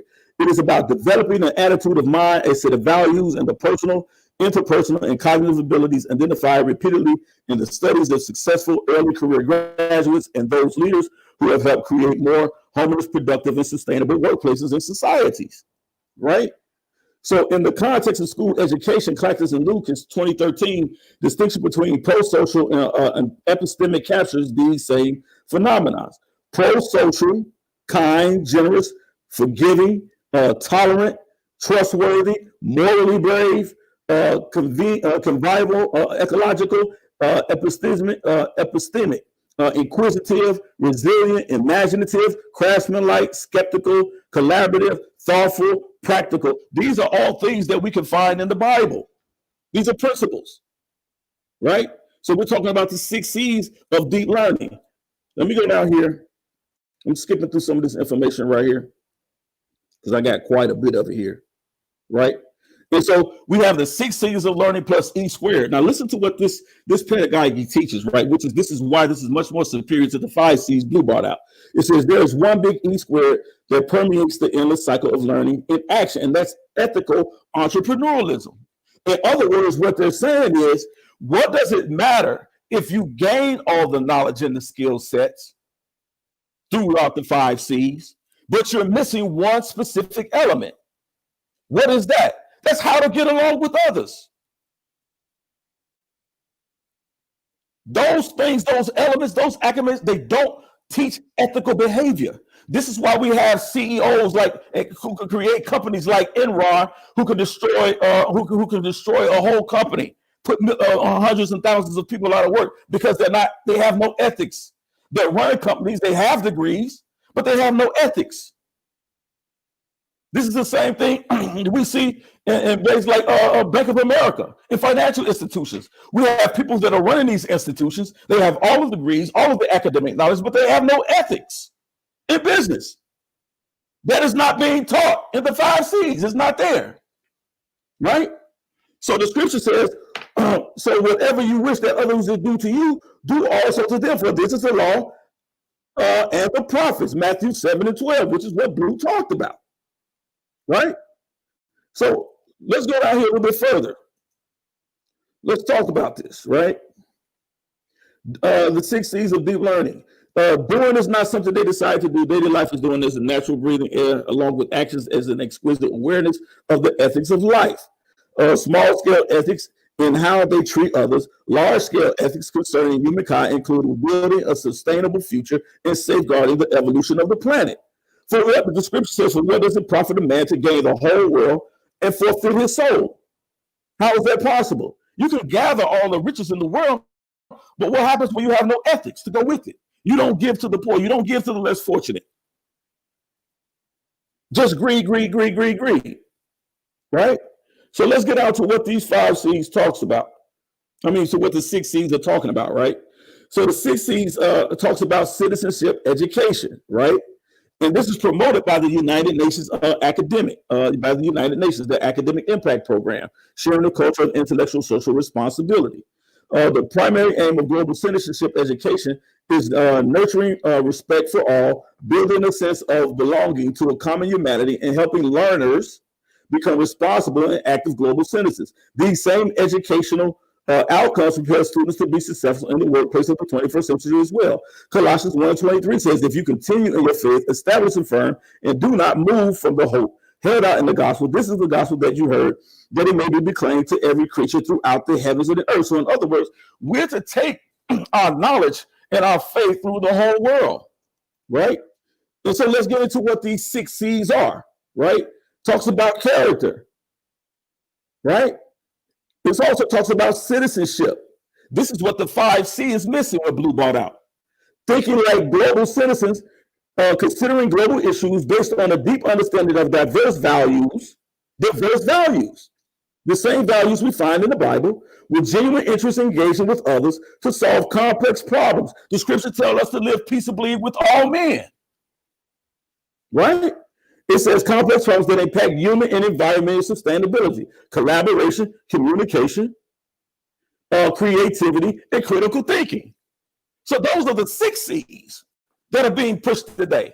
You can't just have a knowledge base without having a vehicle of ethics to filter it through. So Blue, your 5 C program or your 5 C pedagogy fails. It's inadequate. It's a clear rebuttal. Also, let's talk about one directly taken from the Bible. It's called dissecting. You can find this at ed.gov's IES. It says a framework for effective, inclusive science instruction by Lucinda Spalding and Jenny Sue Flanagan, teaching exceptional children. This is just from 2012. Let's see what they propose for this pedagogy, for this method of teaching, right? Talks about D, right? And they based it on biblical narratives, biblical scriptures, right? D, for design, Proverbs 16:3, commit to the Lord whatever you do, and he will establish your plans. Proverbs 19:21, many are the plans in a man's heart, but it is the Lord's purpose that prevails. Provide the foundation for why we should purposely design our curriculum or assess the nature of any curriculum we purchase for our schools. Effective curriculum is designed with the end in mind, which ensures alignment between the standards we expect students to know, understand, and be able to do, how we assess learning, and so on and so on. Let's go to another thing here. Dissecting. They use this as well, right? The Encyclopedia of Bible Truths for Schools, Subjects, and Subjects hardcover. This is from January 1, 1993. They referenced this in this study for dissecting, right? By Ruth Haycock. Look what they use, the Encyclopedia of Bible Truths for Schools, right? Bible is still relevant to education today. The second point in dissecting, the one is the DIS. So we're going to go through this acronym here. Individualization. Jesus commands us to love one another. John 13:34. In the classroom, we model Christ's love by building relationships with our students, right? I'm going to go through some of these. The S in dissecting. Strategies and scaffolding, right? These are teacher strategies. Psalms 139:13-14 states, "For you created my inmost being. You knit me together in my mother's womb. I praise you because I am fearfully and wonderfully made. Your works are wonderful. I know that full well. God has made each child uniquely and wonderfully. So our teaching must adjust, flex, ebb, and flow to address the different learning and personality characteristics of the children in front of us. In other words, we must have the proper strategies and scaffoldings in place to support our students, not just some cookie cutter 5C understanding of how we should teach children, but each child learns differently. We know this. The scripture tells us that we are all unique. So we learn in unique ways. Let's go to E, experimental learning. There's no better example of a master teacher than Jesus. Jesus knew his audience, and he used a variety of methods to engage them. He used examples of problem situations to challenge his audience. He encouraged cooperation and oftentimes told stories that created this equilibrium to draw his audience to learn from him and to teach Peter that faith is required. We see this Matthew 14:28-29. In our classrooms, experiential learning is most powerful before students learn any content knowledge. Let me keep going through some of these. We're going to see now. Cooperative learning, right? Psalms 133:1-3 proclaims, "Behold, how good and how pleasant it is when brothers dwell together in unity. It is like the precious oil upon the head." God calls us to do life together. In our classrooms, our students need to work and learn together. Cooperative learning strategies help the teacher to facilitate student groups and mechanisms in which they can learn and talk together. Let's go through with T, teaming. Proverbs 27:17 states that iron is sharpens iron. One man sharpens another. So in other words, we learn by challenging each other. That's teamwork, working together, right? Let's deal with this again. So as we can see, there are many methods of teaching. So I went through two examples here of pedagogy. One with the 6 C's and the E and the E squared, talking about ethical learning, as well as the dissecting pedagogy of learning based solely on biblical scriptures, which is being implemented in schools today. We clearly see this. So biblical history and academic, even the interest in social sciences in biblical literature has become prominent in two reasons, especially. Moral education based primarily on teaching of the Bible was a primary thrust in American education until early 1960s and 1970s. Some asserted that the deterioration of juvenile behavior since the early 1960s is a result in part of the removal of the Bible, prayer, and moral teachings from the public schools in the 1960s. So they're telling you the study is telling you that most of the problems that we see in schools today, the violence, the lack of study, the lack of achievement can be correlated based on when the Bible was removed from the schools, when prayer was taken out of the schools. Clearly shows us that there was a correlating irrelevancy of the Bible in school today that is missing. We clearly see that. Let's go a little further. Bible literacy and academic behavior. This is William H. James of California State University. I really want to get through this one real quickly and read what he says here. The relationship between Bible literacy and academic achievement and school behavior. The study assessed the relationship between Bible literacy among secondary school students and their academic achievement. 140 students in the 7th to 12th grade randomly selected from a Christian school. Four measures of Bible knowledge were combined to obtain an overall measure. They included a brief Bible test, the case where students declared that they could recite 66 books of the Bible in order, the final grade from the last Bible course, and the results of the previous Bible. The results indicate that out of the three groups of students, those with the highest level of Bible literacy also had the highest average GPA.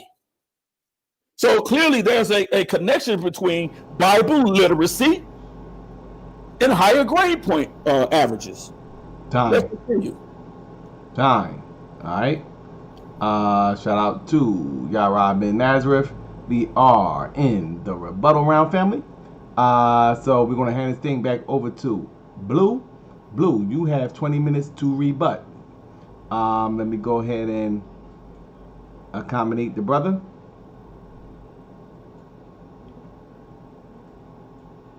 With the share screen.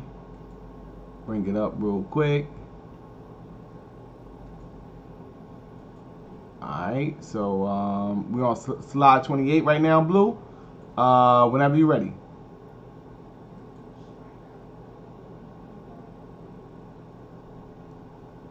Let me see if Blue's in the building.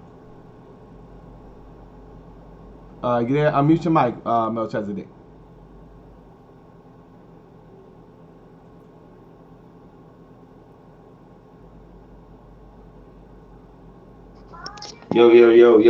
Yo.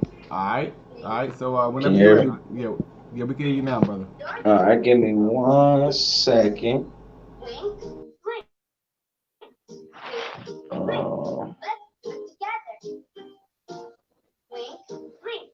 Okay. All right. I'm ready.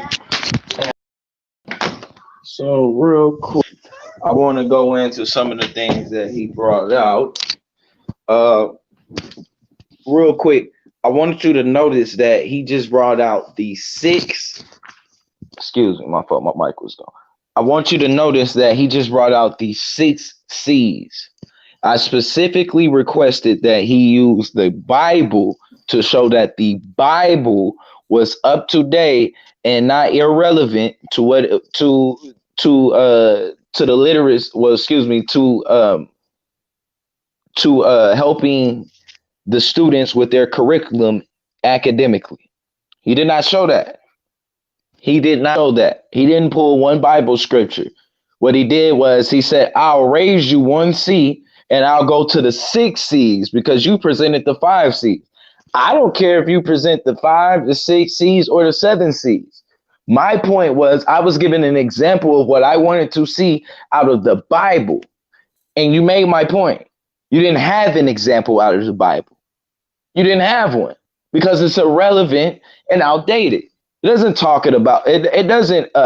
There's no book in there for math class or for English class or something that has even like they don't even have the basic blueprint of just how to count. That's not even in the Bible. You're not finna learn how to count with the Bible. Nor do the ABCs in this day and time with using the Bible. That's not what it's for. Nor are they using the Bible to make boats today, like this man claimed. He said they were using Noah's Ark as a blueprint for building boats today. No, they're not. Guess what they have to do? They have to go to engineering school in order to do that. Engineering school in order to do that. And guess what? At engineering school, there's no Bible there that says, hey, if you don't read this, you're not graduating. You know why? Because it's irrelevant to engineering. He said that intelligent design was based on the Bible. So you telling me that when they went into their science lab to conduct whatever project that they wanted to conduct, that they had the Bible open? They didn't use telescopes. They didn't use mathematics. They didn't use logic. You telling me they used the Bible? No, they didn't, bro. No, they didn't. Um, Well, another thing that he said, right? He said that it was a solution, and notice what he did. I said a solution to the credit system, not debt. A solution to the credit system. How do we deal today? How does the Bible help us better understand how the credit system in this day and time works? Guess what he did? Guess what he did? Went and talked about what the debt with goats and cows, and the language ain't even the same. The language ain't even the same. You're not finna apply that and think you gonna read the Bible to understand how the credit system works today. Is that a joke? We got the language is totally different. When you're dealing with a credit system, the language, you're dealing with words like leverage and and different things of that nature. I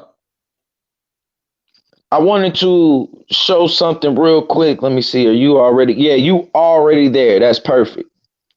And so one of the things that I was kind of getting into, which he tried to make a point off of this, was when I was reading these scriptures, I was getting ready to show you that the Bible is not talking about all men and everyone. And he even read a scripture.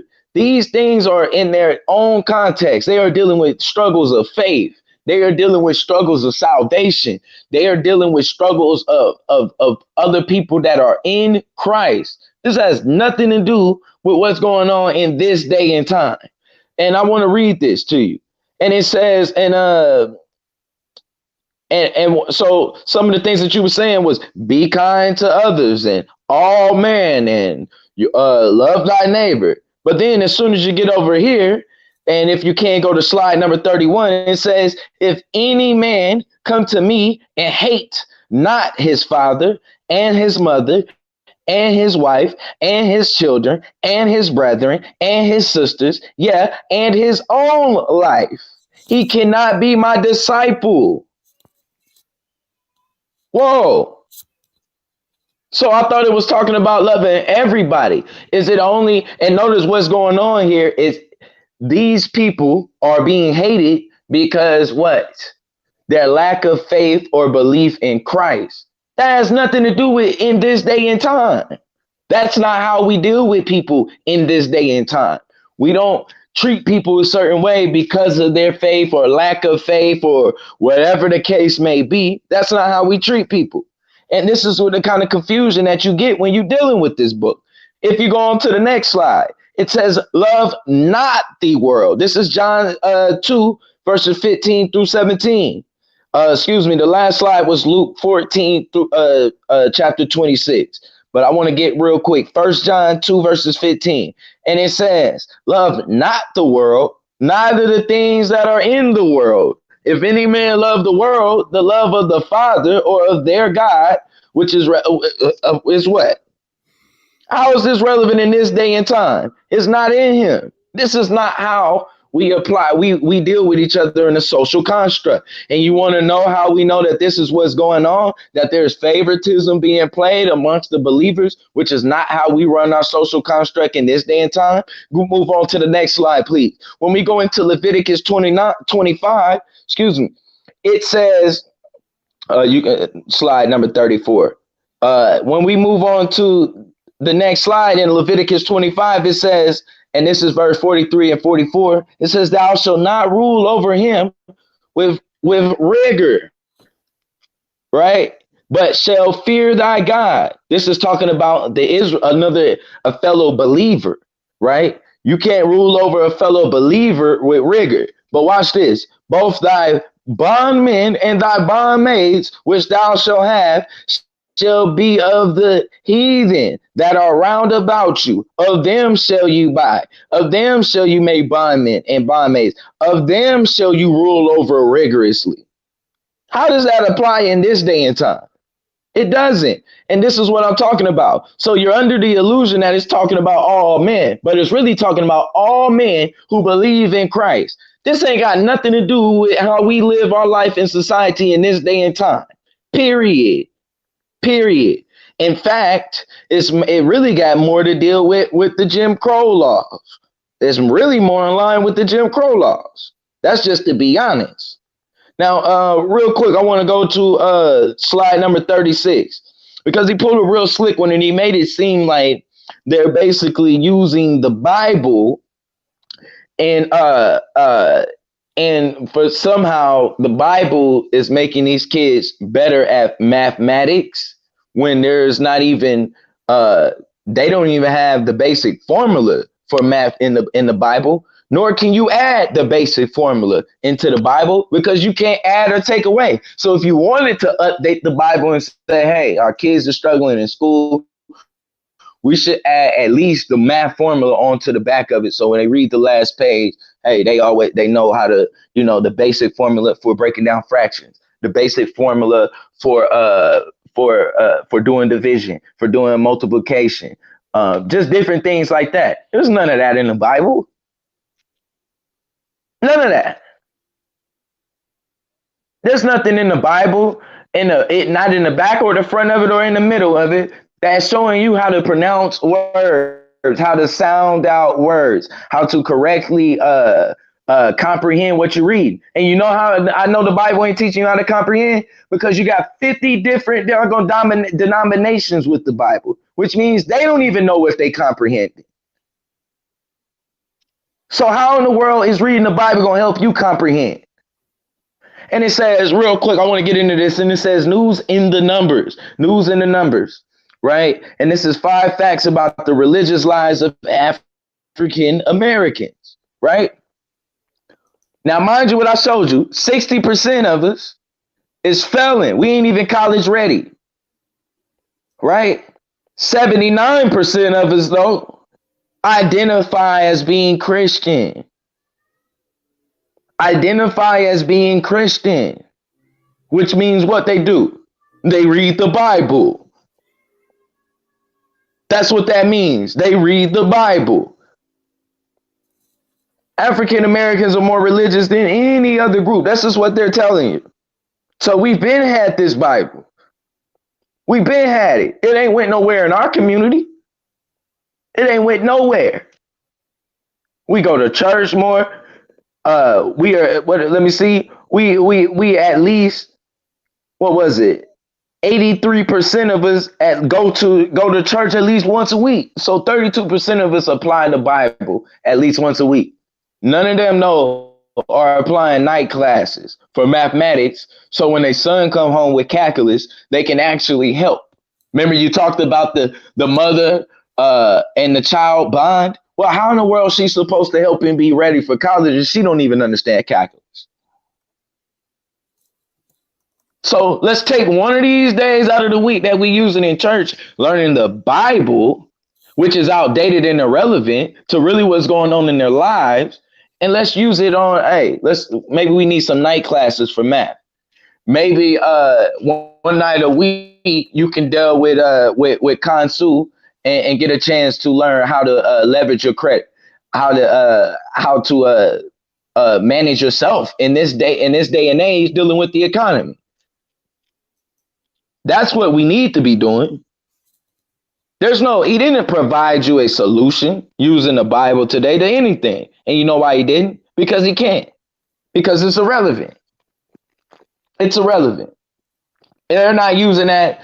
They're not using it to prove intelligent design. They're using science to prove intelligent design. Okay? They're not, like he just said, they're not using that to help better the academics of the kids. I was suggesting this, the 5 C's. Guess what YARAH came in and suggested? The 6 C's. That's not the Bible. Once again, the man said that Noah's Ark was the blueprint for how boats are being built today. No, it's not. No, it's not. They went to school. They went to engineering school and they learned how to design a blueprint. And based off of the blueprint of the engineer, there are welders and other people in there that work in there that are that are developing a boat based on this blueprint. That blueprint is not the Bible. Period. It's not the Bible. Nor is the Bible the blueprint for how people are learning how to operate in today's economic system.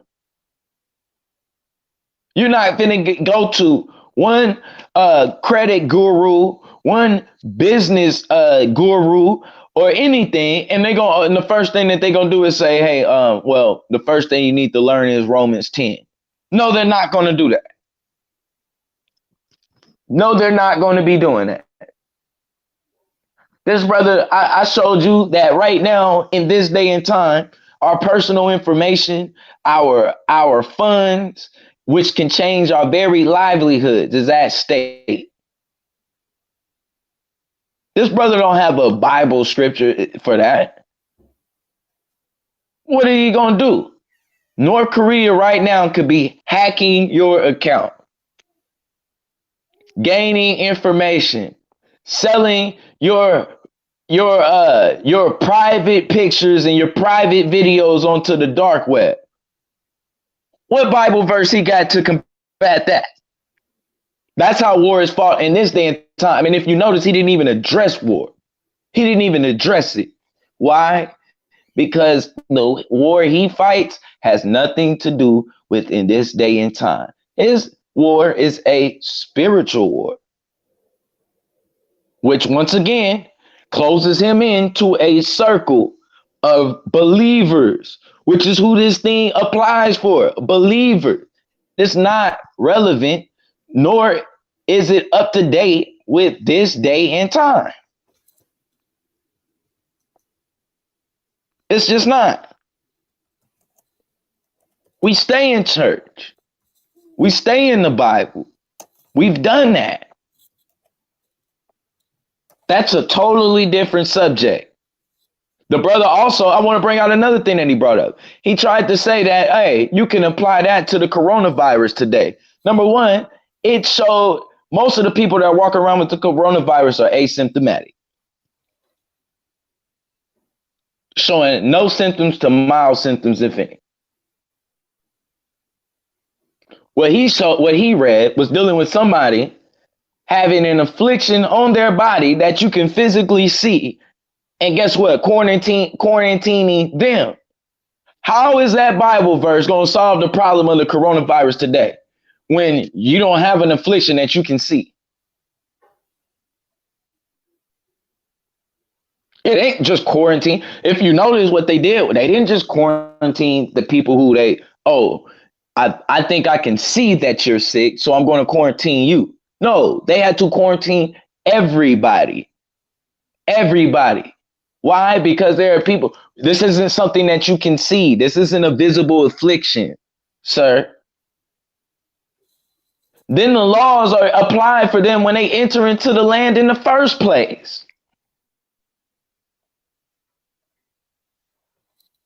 There's no tolerance in the Bible. He just said we want to be able to preach our Bible around the globe. That's what we're supposed to do. Well, today we live in a religious tolerant. We're supposed to be religiously tolerant. If you come preaching the Bible, if you come preaching a new God to them, they're commanded to utterly kill you. And it's a righteous kill. How does that fit in this day and time? No, it fits in his paradigm because they're trying to pull you into their paradigm where they can proselytize to you. But guess what? He's commanded if somebody proselytizes to them to kill them utterly. You can't be coming around them preaching no new gods. Well, in today's society, brother, we are religiously tolerant of other people's religions, not just yours. This is why it's irrelevant and outdated. He can't change that. He can't add to that law, nor can he take away from that law.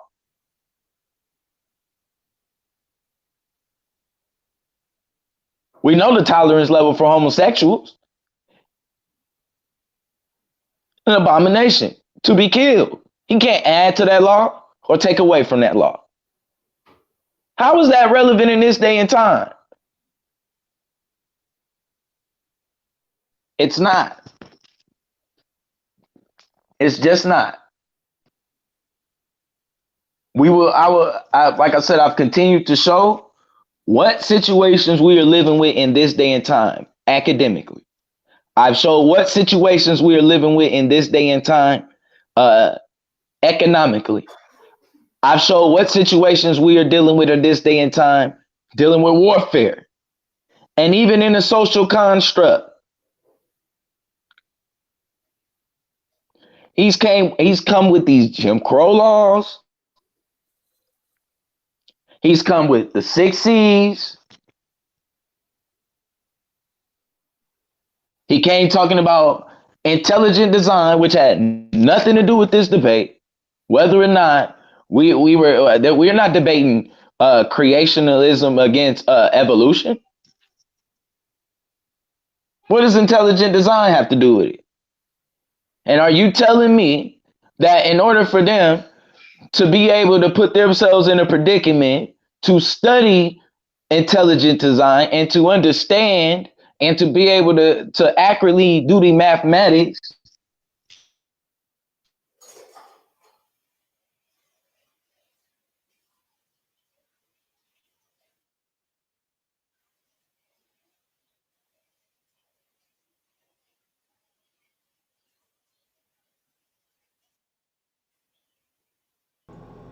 All right. So that's time for Blue. We're gonna go ahead and get into the very interesting portion of this debate, which would be the rapid interrogation. Can y'all hear me? Religion Debate League presents.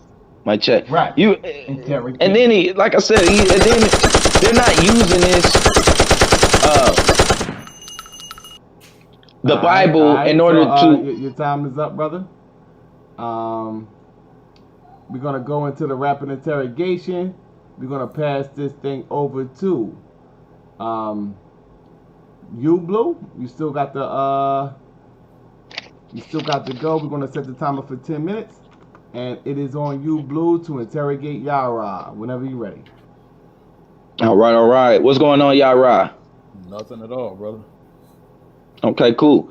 When North Korea launched a cyber attack, was the weapons that they used of this world? It's non sequitur. What are you talking about? Sir. What are you talking about? When North Korea launched a cyber attack, was the weapons that they used of this world? What does that have to do with the relevancy of the Bible? In this day and time, was the cyber attack that they used, was it weapons of this world? I mean, they use computers. Are those of this world? Yes or no? Yeah, computers are of this world, yes. Okay, how will we use the Bible in this day and time to combat that? To combat what? A cyber attack. A cyber attack? The scripture tells us to watch as well as pray. So we should always be on the lookout. We do know we have enemies. So we should always, the Bible never tells us to not be aware of who our enemies are.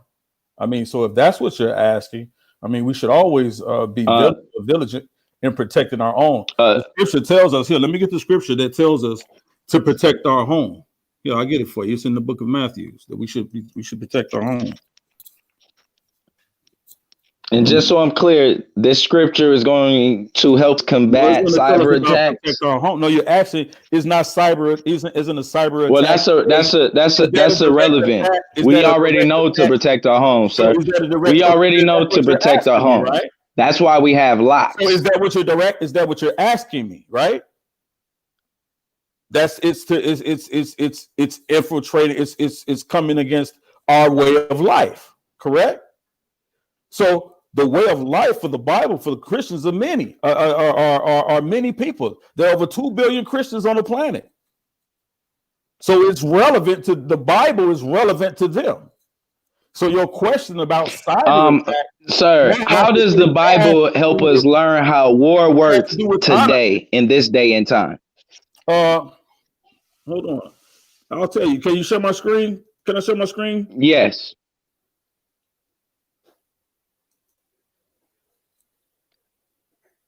And just so I'm clear, this is going to, this is, I heard you. You're getting ready to show us a scripture I heard you. that shows us how war works in this day and time. Screen, bro. Can I, hey, bro?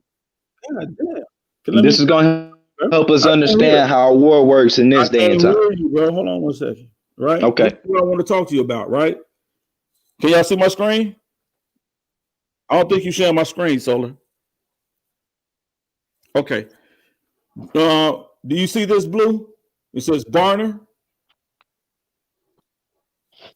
It says what? Barner. B-A-R-N-A. You see that? Right. So is that the Bible? Listen, bro.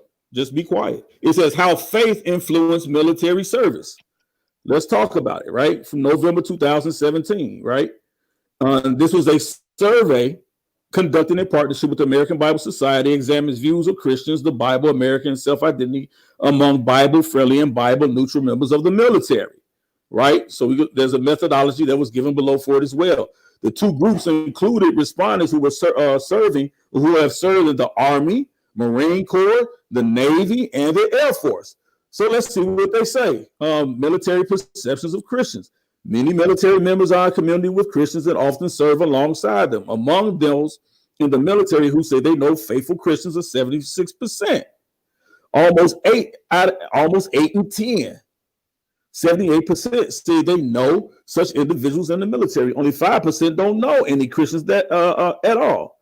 The majority says they have very positive or somewhat positive perceptions of the believers that they know in military, right?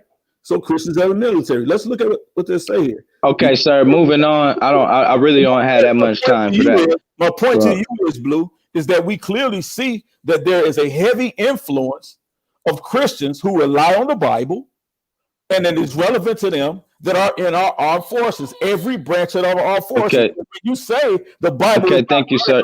Okay, thank you, sir. Thank you, sir. That did not answer my question. Just for the record. Okay, bro. Let me move on to my next question, please. And just for the record, I asked you how does the Bible help us understand how war works in this day and time? You did not answer that.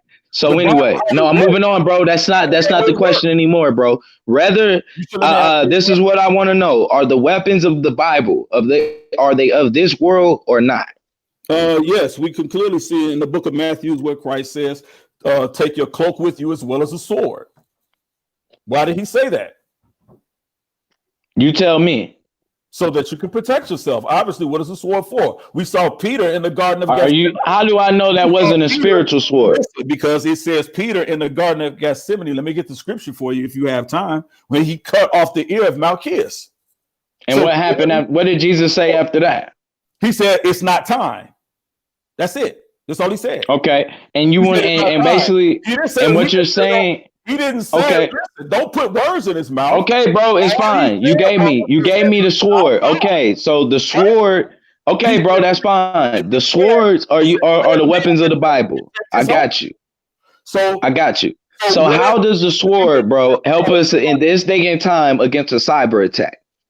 Why are you talking about a gun versus a computer? You want me to shoot a computer? Sir. You said that the weapons of the Bible are a sword. How do those weapons translate? How do those weapons, the sword, translate into how war is fought in this day and time? Well, we clearly see a progression of weaponry throughout time. I mean, in some countries, they use swords today. How does the sword have you ever been in the Army, Blue? I'm gonna ask you one more time. They still use knives. Bro. They still use machetes. How does this sword, the size of a Jewish sword today, how does it translate into how war is fought today? That's not how war is. On the battlefield, soldiers still use large knives. That's a fact. We're talking about cyber war. In this day and age, they are using cyber attacks. I asked you about cyber attacks, clearly. Knife into a computer? I don't understand. I mean, that's non sequitur. It's ignorant and stupid. I mean, you gotta have a better question than that. Okay, so to help us in order for us to better understand cyber attacks and how to set up defenses against cyber attacks, you don't have a verse for that. Correct. Why would I go into the Bible Okay, thank you. about the cyber attack? Because that's what's relevant in this day and time. What's relevant? That's why. That's why. Is it about the brother? Do you excuse me, sir? Okay, that's fine, bro. I'm moving past that. Do you agree? Excuse me, sir. I got a question. Do you agree, sir? There's the statute of God's commandments say thou shalt not steal. That's fine, bro. Do you agree that the STEM program would give us a better chance to combat how war is fought in this day and time? Yes or no? Purpose, sir. A cyber attack. Sir, can you please answer my questions, bro? I am asking you a question. No, you're not. You're asking me a question. To steal information. You're not even listening. Do you agree that the STEM program would give us a better chance to combat how war is fought in this day and time? Yes, I showed you STEM in the Bible. I showed you how STEM correlates. No, let me show you. No, you did not. Yes, I did. I'll go right back. Show me. So you getting ready to show me a mathematical equation in the Bible? Absolutely. I'm gonna show you a mathematical equation. I brought several out. The Fibonacci sequence. I brought out the golden ratio. Those are things are based in the Bible. Absolutely, show you mathematical equations. Yes, I did. Where were you? Here. And so you telling me that in this day and time, physics is based on the mathematical. Okay, that's fine. Physics and war. That's fine. So I asked. So are you talking about engineering? Science, technology, engineering, math. I said, with the STEM program, give us a better chance to combat how war is fought in this day and time. Were you referring to the engineering? I agree with STEM, science, technology, engineering, and math. Okay, cool. And you were saying that the Bible also, it does, because a second ago you said that you did not have a Bible verse. That's not what you said. That you did not have a Bible verse. You never heard me say I did not have a for a cyber attack. You never heard me say that. So you do have one for a cyber attack. I asked you, why would you ask for one? For a cyber attack? Yes. Because that's how war is fought in this day and time, according to the CIA. Do you know better than the Central Intelligence Agency? So are you telling me there's still no tanks? There's still no airplanes. There's still no man on the ground. There's still no fighting infantry. Sir, 61% of us, excuse me, sir, 61% of us not being college ready. Does that help or hurt our chances? Excuse me, sir. 61, sir. Time. What are you talking about? There's still boots on the ground.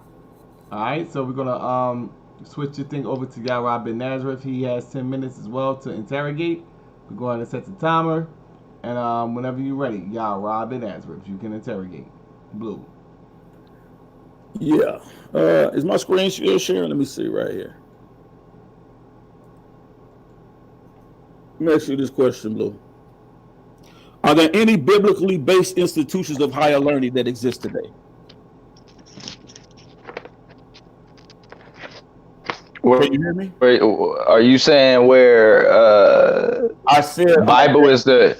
Are you saying that the Bible is a necessary curriculum? It's not what I said. I said, are there for them to graduate? I said, are there any institutions of higher learning today that are biblically based? Biblically based or biblically back? No. So, no. Everybody has the same core curriculum. Otherwise, you're not graduating. So that's the basis of all schools. Hold on. So Oral Roberts University, do they not graduate people academically? Yeah, based on the core, based on core academics, bro. They're not graduating people based on the Bible. Are they a biblically based university? Actually, are you saying that they're graduating people based on their knowledge of the Bible? It's in order to graduate is that you have to take a biblical class. Yes, biblically based class. Yes. Are there institutions of higher learning that use the Bible in their curriculum today? Yes or no? The Bible is I asked you. That's a yes. It's or no. similar to P. Yeah, there are places that use the Bible. So would you say that Is added on? Institutions of higher learning would consider the Bible to be relevant today?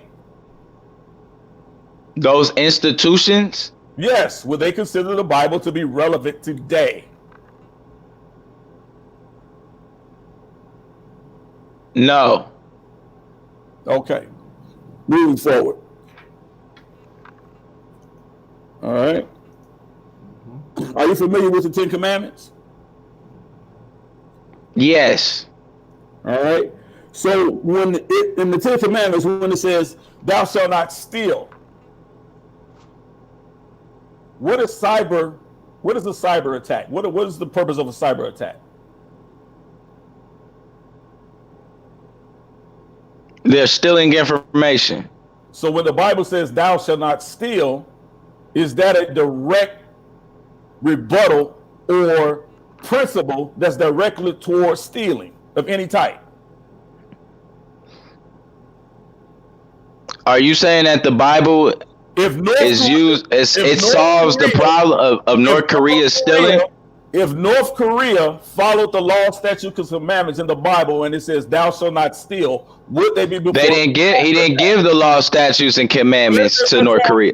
They followed the law, statutes, and commandments. I have not dealt so with any other nation. That's what it says clearly. That's a hypothetical, though, bro. I asked you a question. That's a hypothetical that can't even apply because the laws are not for North Korea. You just said. Are you saying that those laws are for North Korea? You just said cyber laws were stealing. Cyber attack is stealing. The Bible says, "Thou shalt not steal." If North Korea would have followed the law, statutes, and commandments as we see in the Bible today, would they still be involved in cyber stealing? Yes or no? If they just the laws do not apply to North Korea, bro. I asked you if they were following the laws, statutes, and commandments of the Bible. "Thou shalt not steal." Would they be engaged in cyber stealing? Yes or no, Blue? Yes or no, Blue? Yes or no? That's a possibility. I don't know, bro. Right. That's a possibility. Moving forward. All right. You shall not covet, right? That is also in the commandments, correct? Okay. Is that not greed? Huh? Does that not greed? Isn't that talks about greed? Okay. All right. So if the world as a whole followed the law, statutes, and commandments, right? Would they, and abstain from greed, would that not take away from overselling, price gouging, illicit business practices? Wouldn't we have a better world if they followed the law, statutes, and commandments? Yes or no? No. Why not? The world would not be a better place if people followed the law, statutes, and commandments. If we didn't murder, if we didn't commit adultery, if we didn't steal, if we didn't lie on our neighbors, if we weren't full of greed, if we... What about if somebody taught you another... What if I came to you teaching you about another God? What does the law say about that? You're going to tell me that... What does the law say about teaching you about a God that your forefathers never knew? I asked you if we honored our parents. No, it wouldn't be a better place, bro. Murder. It wouldn't be a better place. If we did not steal, if we did not bear false witness against our neighbor. No, it would not be a better, bro. First of all, you're trying to apply something that doesn't apply to the whole world. I asked you, but it applies. It does not apply to the whole world, bro. You're Christians, does it not? Because it said, what does it say? Do not treat them. Do not treat them. Are you Christians? That's relevant in 2,000 years ago, bro. This is not a Christian. Maybe even 50 years ago. This is not a Christian. Is today a Christian-based society? that we know exist in the world. In this day and time, are we Christian based? I asked you a question. Do they believe what this book says? Sir, you cannot put Christian onto a job application, nor can you put that onto a filling out an application to buy a home, to them today, nor can you fill that out for getting a bank loan. That the Bible is not relevant to 2 billion Christians that exist today. That's your answer. The Bible and 2 billion Christians are not relevant in this day and time. That's what I'm telling you. People, we just read that our military is full of them. I just showed you a survey from Barnes that our military is full of Christians. Bro, the debate is based on the Bible. How is the military using the Bible to fight wars in this day and time? They're not, are they? Brother. They're not, are they? They don't use the Bible in this day and time to fight wars. You also said that they use that Noah's Ark is the prototype for boats in this day and time. Is that true? Christians in the military, Blue, you don't think they hold true to their faith? Their faith is not relevant to them? That they find in the scriptures in this Bible? Are you going to sit here and tell us it's not relevant to them? This isn't about whether it's relevant to Christians or not. It's in this day and time. This is not a Christian construct in this day and time. It used to be a Christian construct, but see what happened is they separated church and state, and when they separated church and state, it becomes irrelevant and outdated, bro. That's simple. That's simple, bro. It's outdated. In this day and time, it is irrelevant. Would you have him answer the question, please? I've answered it. Is the Bible the #1 best-selling book in the world today? Yes or no? According to who? Is the Bible the #1 best-selling book in the world today? I don't know that answer. The answer is yes, and it has been for years. Why do you think that is, Blue?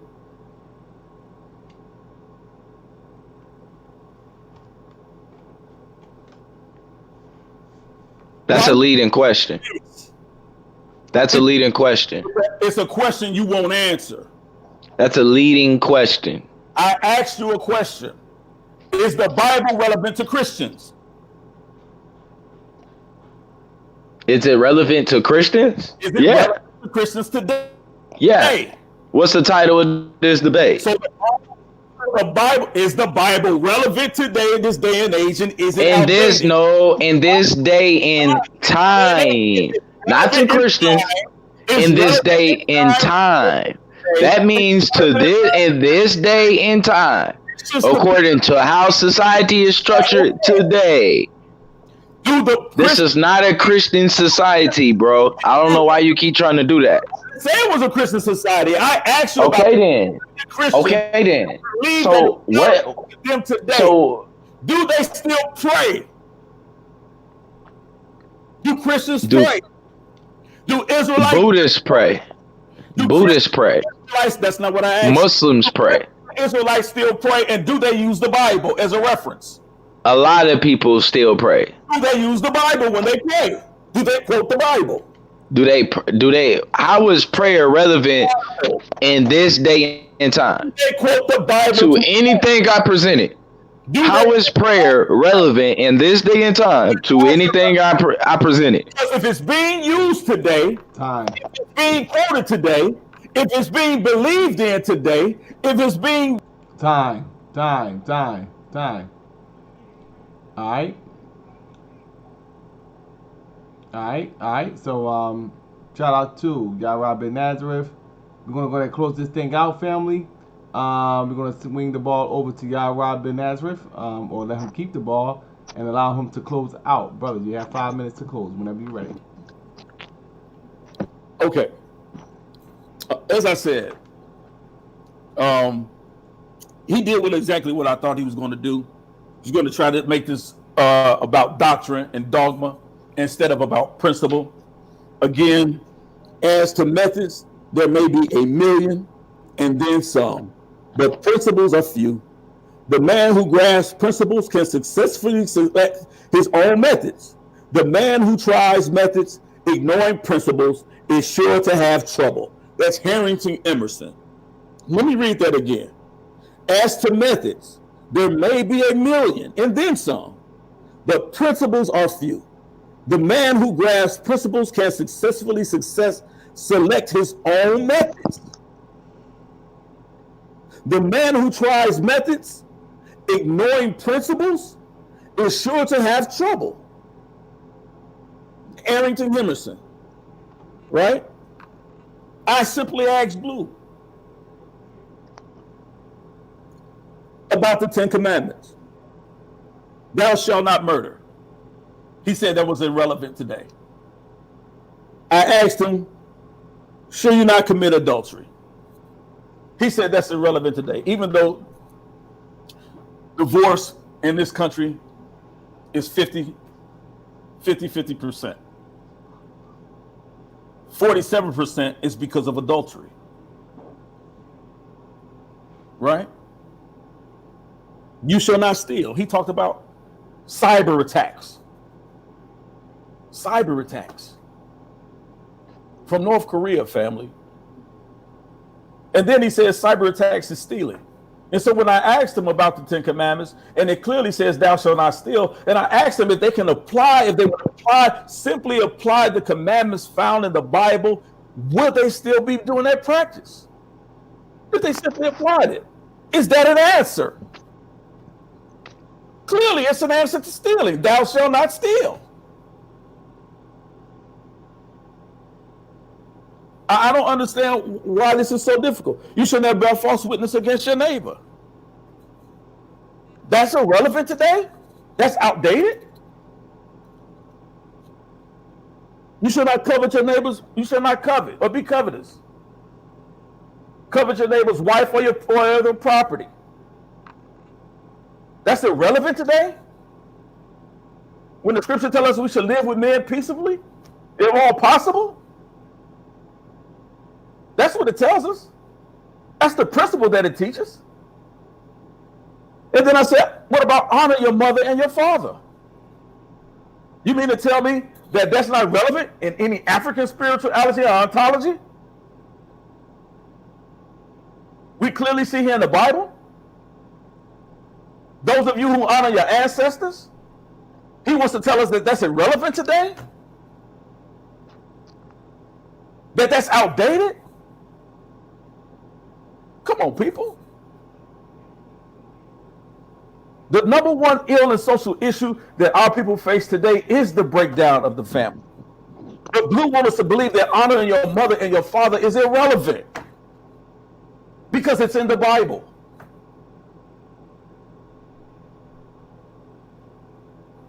This is the debate he wanted to have? That's the debate he wanted to have, people?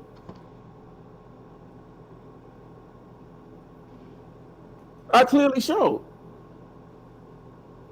that even in 2016, we have the black mothers still using the Bible to teach their kids principles,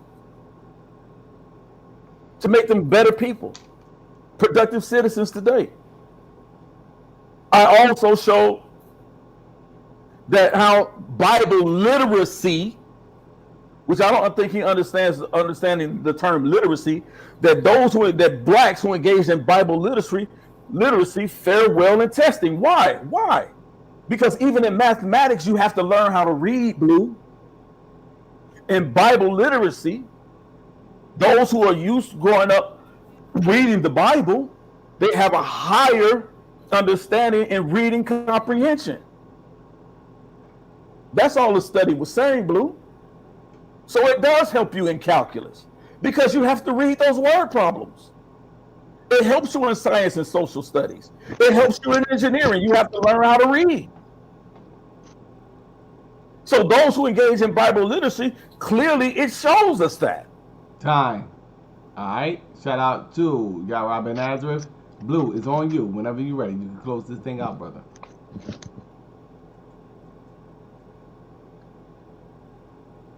All right, can y'all hear me? Yes, sir. Okay. Now, once again, I want to show. I showed that the Bible was irrelevant in this day and time to economics. I presented, uh, I showed how the credit system works. I showed that we were currently living in a credit system. And then I presented someone with information on how to help us in this day and time better understand the credit system. I showed what type of warfare is being used against us in this day and time. It's a cyber warfare. It's a cyber warfare. Which, guess what? Unknowingly, it puts you kind of in the seat. You're now on the battlefield, because when you're a cyber war battle, a cyber war means that the battlefield is everybody who is involved in technology. That means that you need solutions, or you need things that help you better understand how to protect yourself against different things like that in this day and time. You're not going to be able to do that without the academics, which I showed 61% of us are not prepared. So yeah, he went in and he showed the 79%, which I already brought out. 79% deal with the Bible on a regular basis. And we, number one, we don't have a sample size for the study that he showed. I gave you a sample size for my study. We don't have who conducted this study at all from his. We know who conducted out the study I gave, the ACT program, the ACT itself, along with the UNCF. So, I guess he backed off of the fact that Noah was the blueprint for this day and time for boats, on how boats was made in this day and time, which I'm happy he did that. Some of the other things that I was able to show was that the weapons, right? He said that the weapons were swords and this and that. Number one, those swords do not help us in how war is fought in this day and time. And that's according to the CIA. If an atom bomb is becoming obsolete in war, what in the world is a sword getting ready to do? And what we are in is a cyber attack. So you pulling a sword through a computer screen does nothing. Nor a knife. It does nothing. But guess what can help you get involved in, well, not necessarily involved in the war, but at least get involved in being able to protect yourself. STEM. Becoming better academically. How do we do that? I don't care if you use the 5 C's or you use the 6 C's. I know what you won't be using. The Bible. The Bible.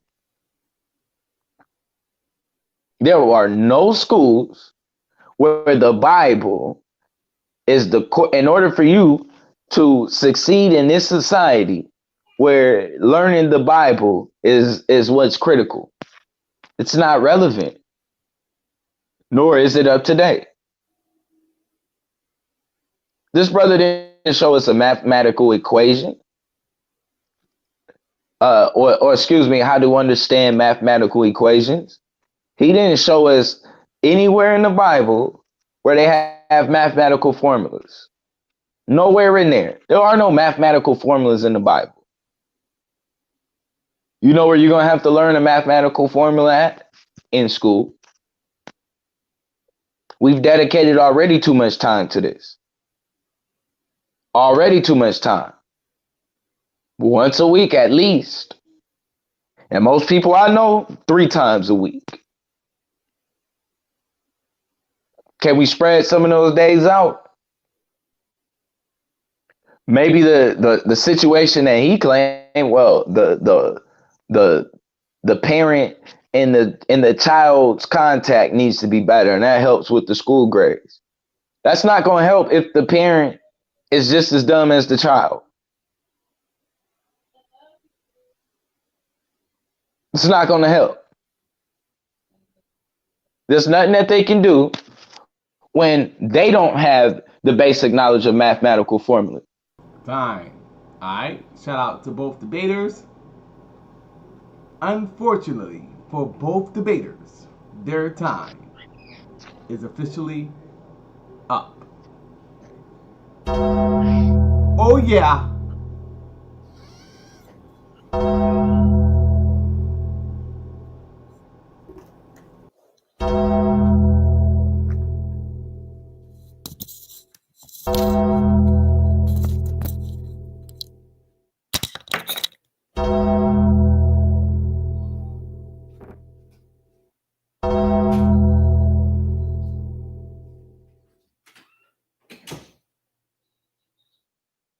The Shucklebuck round is now in session, family. At this time, I will request that all judges submit via text message their choice as to who had a better argument for tonight's debate. Judges at this time, submit, who do you believe won this debate tonight? All right? All right, so go ahead and submit the judges' votes at this time. All right? Okay, so we got one judge. We're requesting that the judges at this time submit their votes. And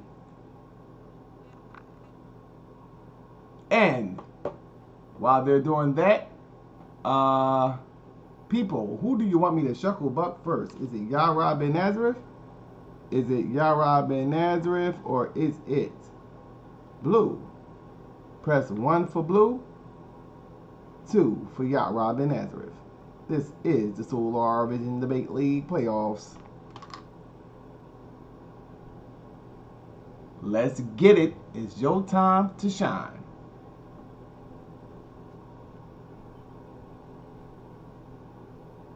All right. So we have, okay.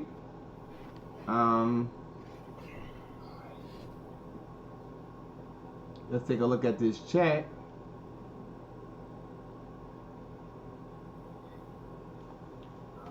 Let's take a look at this chat now that we have the votes in. Let's see.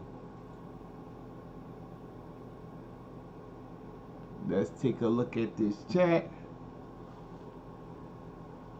to see. Okay, let me count up these votes real quick. Go on. So the judges submitted their votes. We can now get to the Shucklebuck round.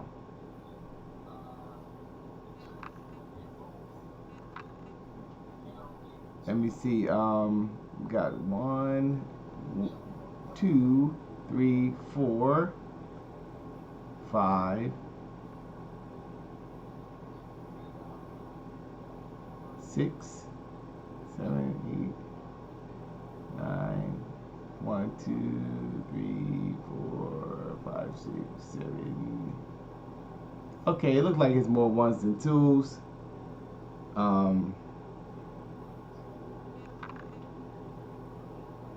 Look like it's more ones than twos, so we could go ahead and do the damn thing. Alright, so Blue.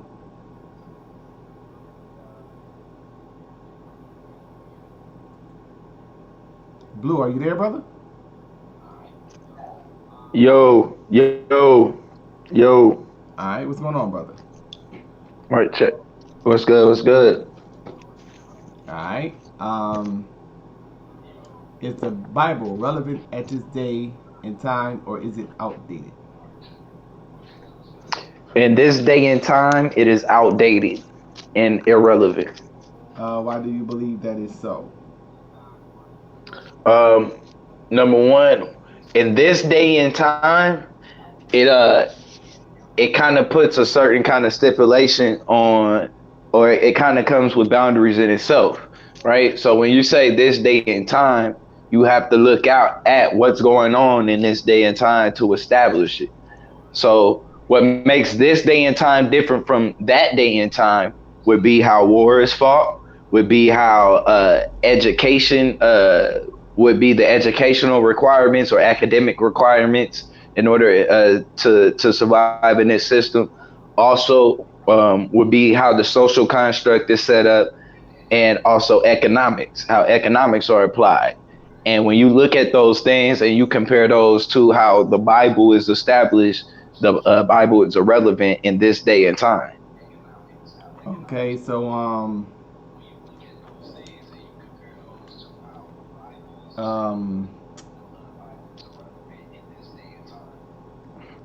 when dealing with the commandments, is the commandment that says thou shalt not steal, is that relevant at this day and time? No, that's already that's what we would call irrelevant, because it's already a law in this day and time against stealing.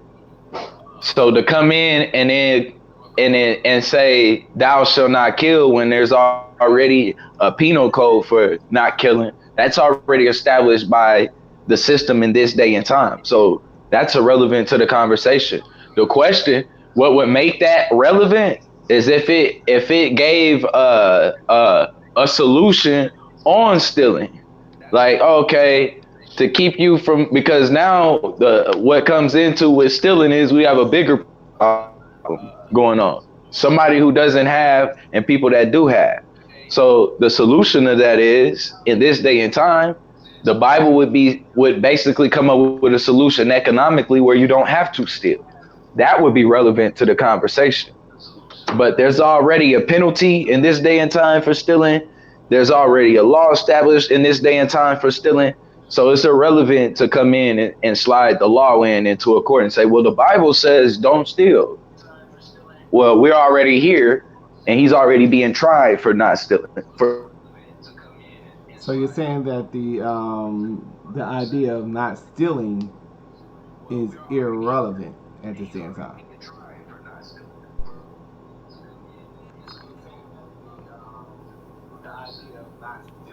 Can you hear me? Yeah, I can hear you, brother. Hello. So you're saying that because there's already a law that's saying that we should not steal makes stealing from the Bible irrelevant? Well, to the conversation, because the conversation is in this day and time. So it would be relevant if in this day and time there was nothing that told you not to steal, or there was nothing that told you, or there was no penalty for stealing or something like that. But there already is. So it's irrelevant for you to even bring that to the conversation. That's already a developed, like, you know what I'm saying? They're already dealing with stealing and things like that. So it's irrelevant.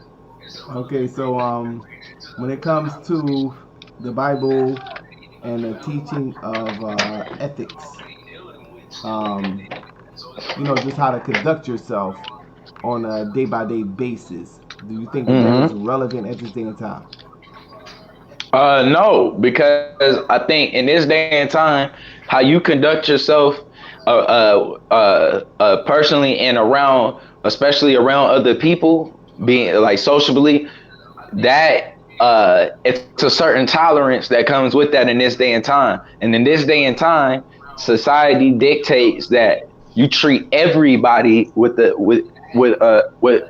certain amount of tolerance and a certain amount of respect.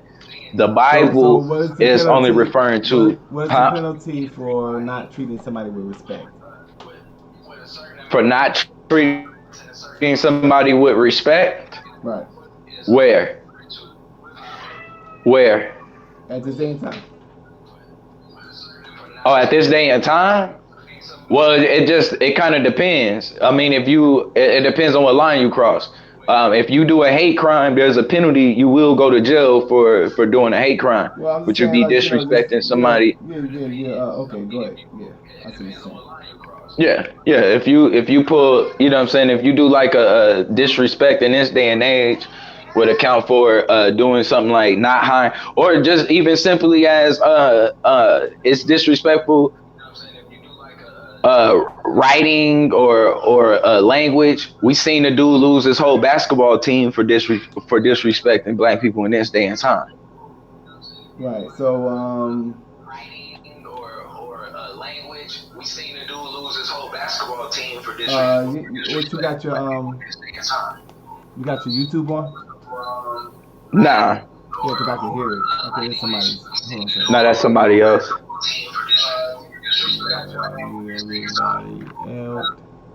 All right, so which would be better? You would admit that in some cases that you can be disrespectful and there's no penalty. In some cases that you can be disrespectful and there's no penalty. Yeah. Well, I think that's in anything. I guess if you get away with it. Right. I'm just saying, like, you know, if you just call somebody an asshole, for example. And get away with it? Yes. I would say to an extent, yeah. If yeah, so understanding that, wouldn't it be, because nobody want to be called an asshole, so wouldn't it be good for... You see what I'm saying? It gets subjective on what's disrespectful.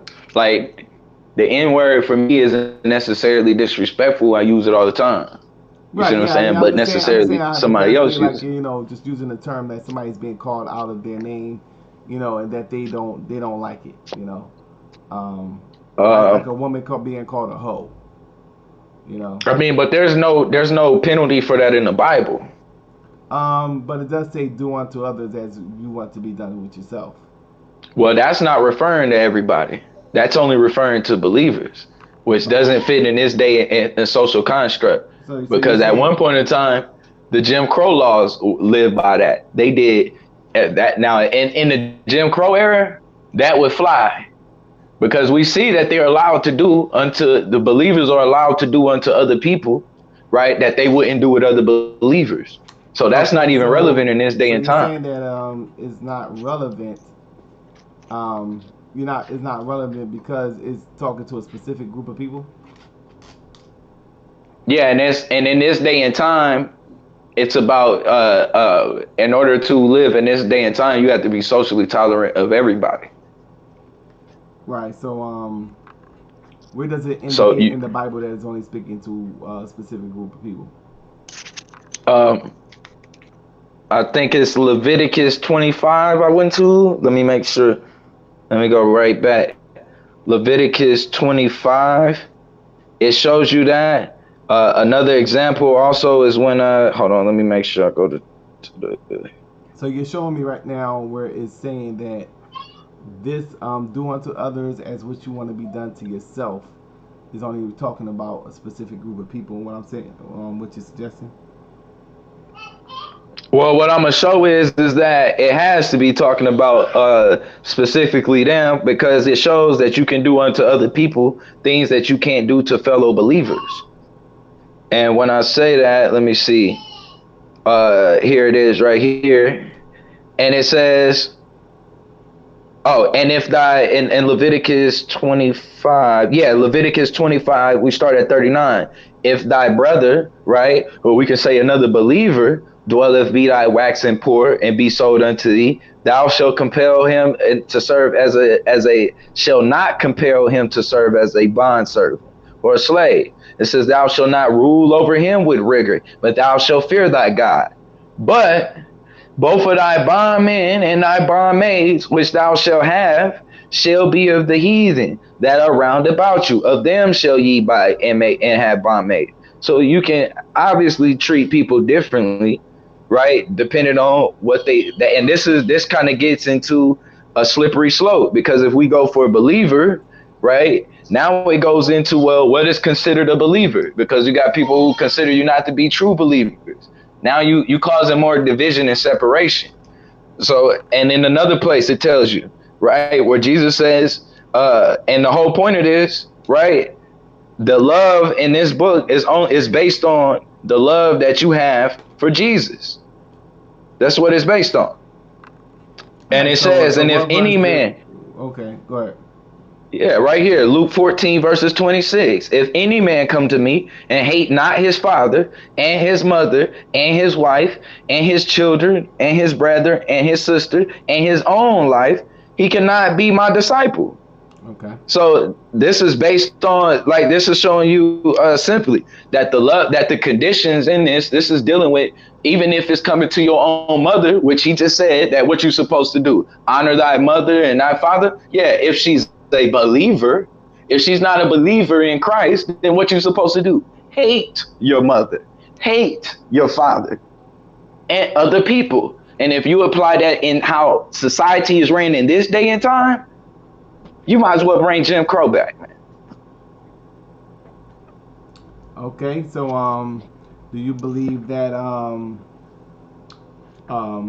Christian schools and seminary schools, or do you believe that they are relevant at this day and time? The Christian seminary schools? Yeah, no, yeah. That's the Bible. Like, that's the Bible being relevant to itself in that case. No, it's not relevant. You don't have to graduate from a Christian seminary school, nor could you strictly go to a school where only the Bible is the curriculum and and graduate and go on into college. The Bible is not making people college ready.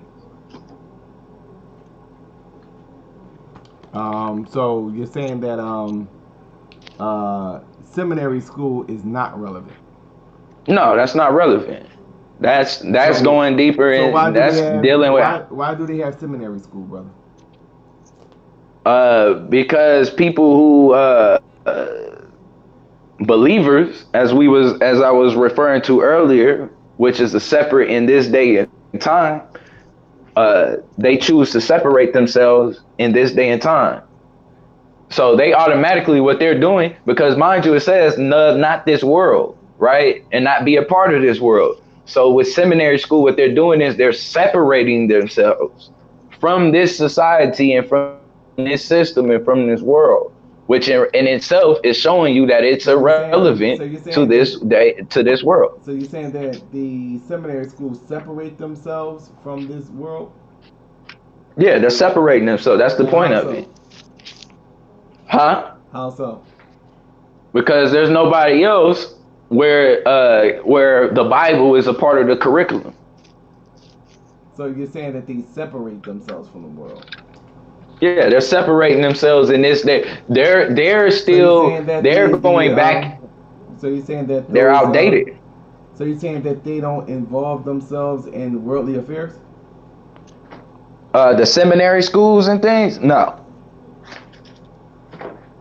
they are to be separate.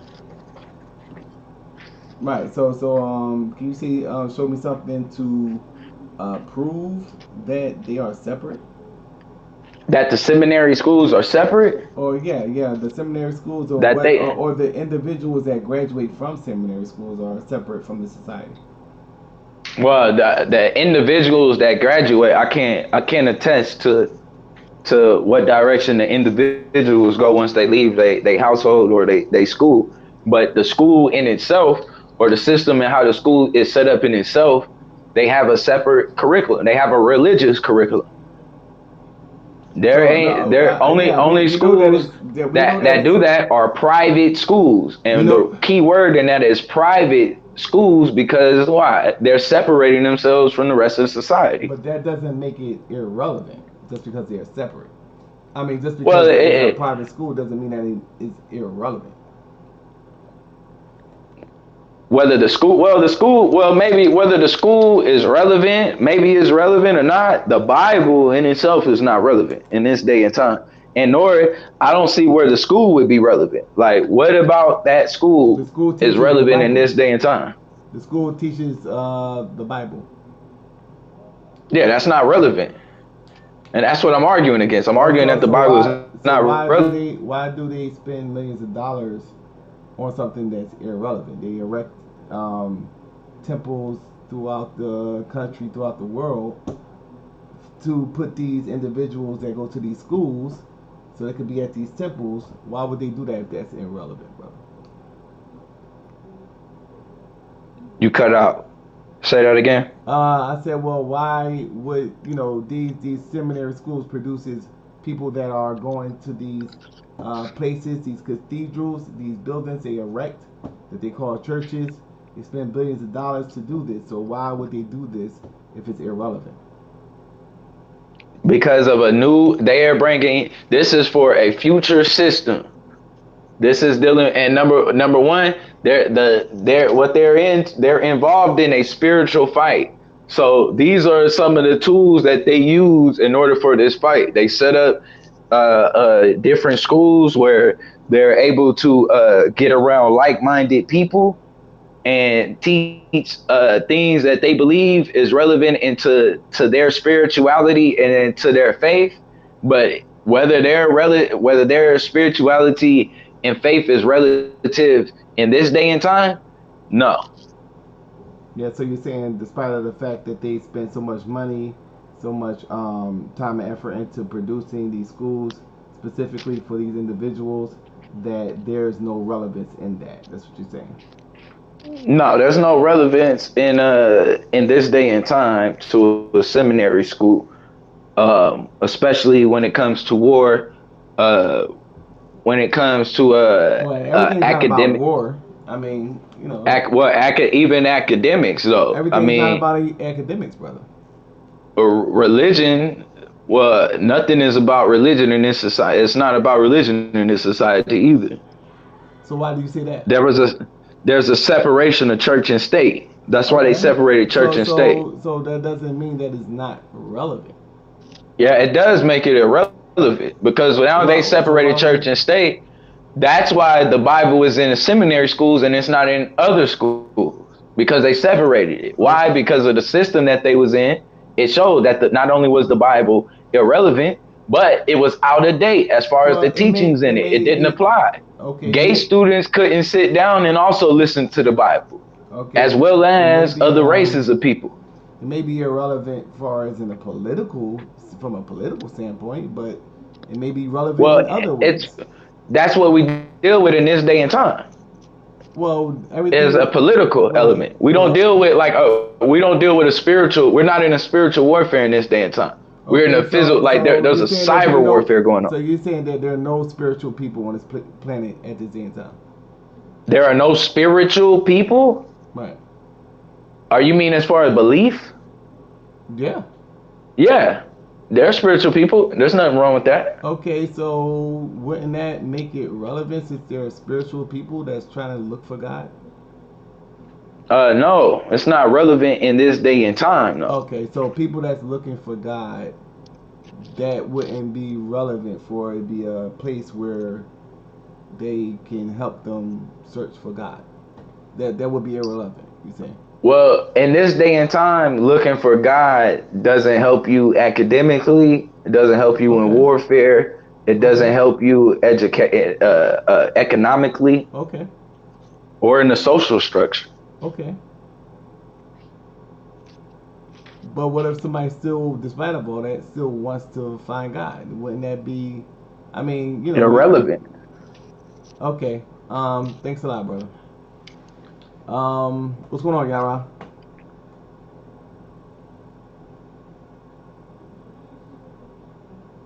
Are you there, YARAH? YARAH bin Nazareth, are you there? Hey, what's going on, fam? Chilling. Is the Bible relevant at this day and time, or is it outdated? The Bible is relevant this day and time, and is not outdated. What does the Bible tell you to do in the time that there are cyber crimes being committed? What does the Bible tell you to do about that? Well, the principles in the Bible, as I was expressing the blue during the debate, is the reason why I brought out thou shalt not steal. He admitted in the debate that cyber warfare is basically about stealing information. So it is plausible to believe that if one were to follow the law, statutes, and commandments and adhere to the commandment of thou shalt not steal, then that would be a deterrent to stealing. Okay. So what does it say about stealing cybercrime?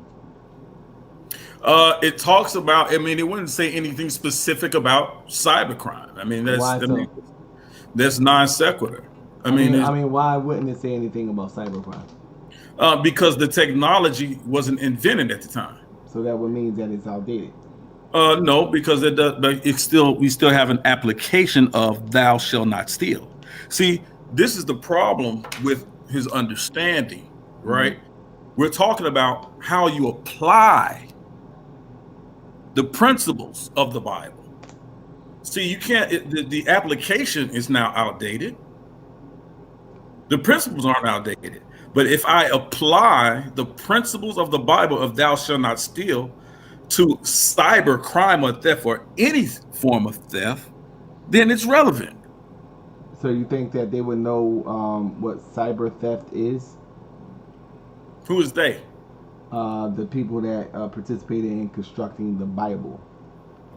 They would know what theft was. So that's the reason why they put thou shalt not steal. And so that is a. How would they be able to tell? Pardon me? How would they be able to tell that the cybercrime is stealing if they were unaware of what a cybercrime is? If cybercrime is stealing, quote unquote cybercrime, but they would understand that stealing is wrong. And that transcends time. That doesn't change. Whether it was 2,000 years ago or 2,000 years in the future. Stealing is wrong, and the Bible makes that principle clear. It does not change. So you're saying that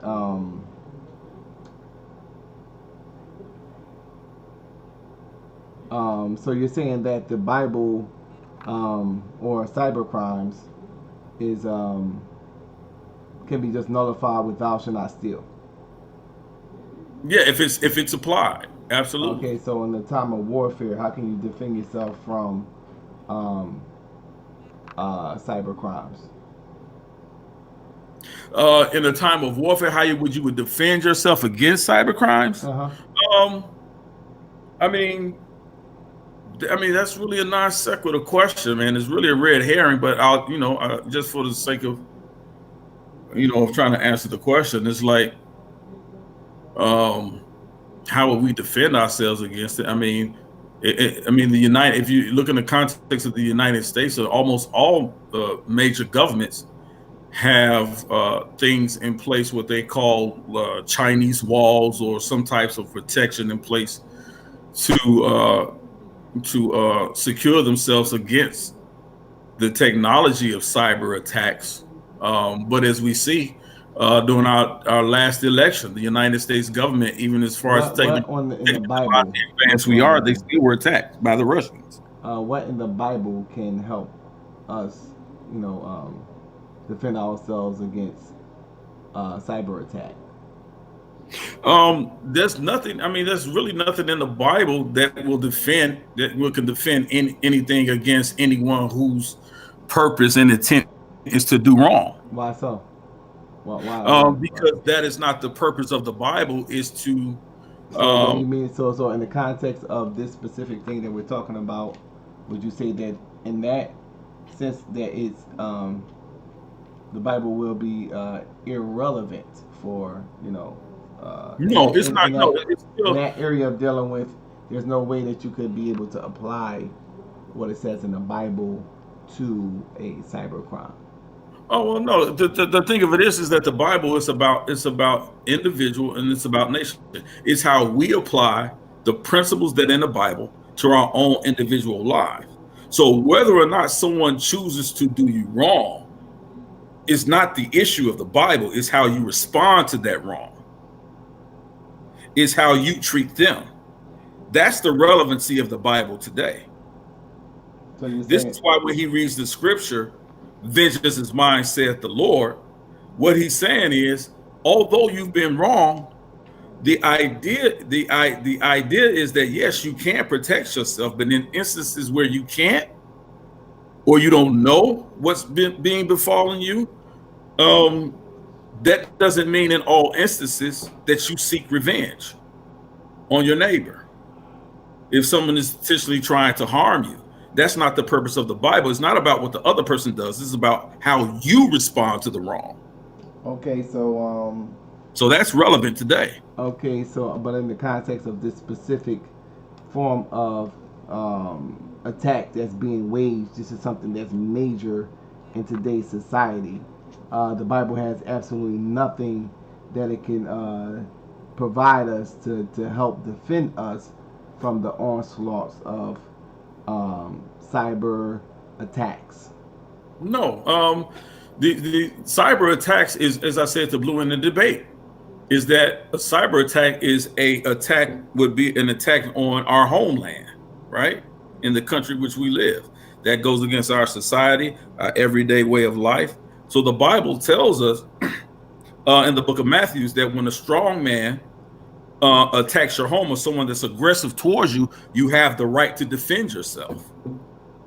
So the Bible does But give. wouldn't that be like, outdated in the context of what is actually being done here today? Like, wouldn't that, would you believe that would be outdated? No, because the principle still stands. The principle still stands. If someone wrongs you, you have the right to defend yourself. And if someone is attacking us, whether it's physically or through cyberspace, if it's going to be injurious to us, then we have the right to defend ourselves. So how should we defend ourselves according to the Bible? We should defend ourselves righteously, and that is do unto others as you would have them do unto you. We can look in the scripture where it talks about retributive justice. We see that occurring every day. So what are you suggesting is the answer as far as how do we, in the context of somebody committing cyber crimes to us, according to the Bible, what should be done? We should defend ourselves by the means in which we can defend the cyber attack. The Bible tells us to defend your home, so we should do that. That principle doesn't change, and you see that's clearly what happened when the Russians did it. I'm hearing you saying I'm hearing you saying that we should defend ourselves, but how? How would we defend ourselves? By whichever tools that are that we have available to us. But and if that's in technology, then we should defend ourselves with technology. It's still defense. Doesn't matter if it was 2,000 years ago and we were throwing rocks with slingshots to defend ourselves, from gunpowders to bow and arrows. We're still defending ourselves, to hot boiling oil. We're still defending ourselves. Today, we just have another form of weapon available to us, which is technology, which still allow us to defend ourselves. That's cut and dry. I mean, that's really no more. I mean, that's really nothing else greater than that. We still have the right to defend ourselves the best way that we can. That's what the scripture teaches. So by it not being specific as to it's very specific. Defense. I mean, but in the context of how it's going to defend. Defense. That's defense. That's how. By defending ourselves. But it doesn't tell you by how. Whatever means necessary. It doesn't make reference to how to defend yourself. It does. It does make reference how to defend yourself. Okay, go ahead. Explain. It makes reference to defend yourself. If someone simply as this, the Bible talks about an eye for an eye, right? That's retributive justice. So if someone pokes my eye out, then I have the right to return the same injury, to poke their eye out, right? An eye for an eye. Okay. So if someone attacks me with a cyber attack, then if I have the means, the technology to do so, then I should go and defend myself with the cyber attack as well, or use technology to defend myself. Those principles do not change. And this is the purpose of the whole debate. This is why the principles that we see in the Bible, which I said from the beginning, are relevant and can never be outdated. They don't change. You can paint them a different color. You can name them something different. But once you peel back those layers, those principles are still there. I have a right to defend myself, an eye for an eye. That goes back to the law codes of Hammurabi. We see them in Exodus and Deuteronomy, an eye for an eye. Thanks a lot, brother. Y'all hit the like button. Hit the like button. It's not that hard to hit the like button, family.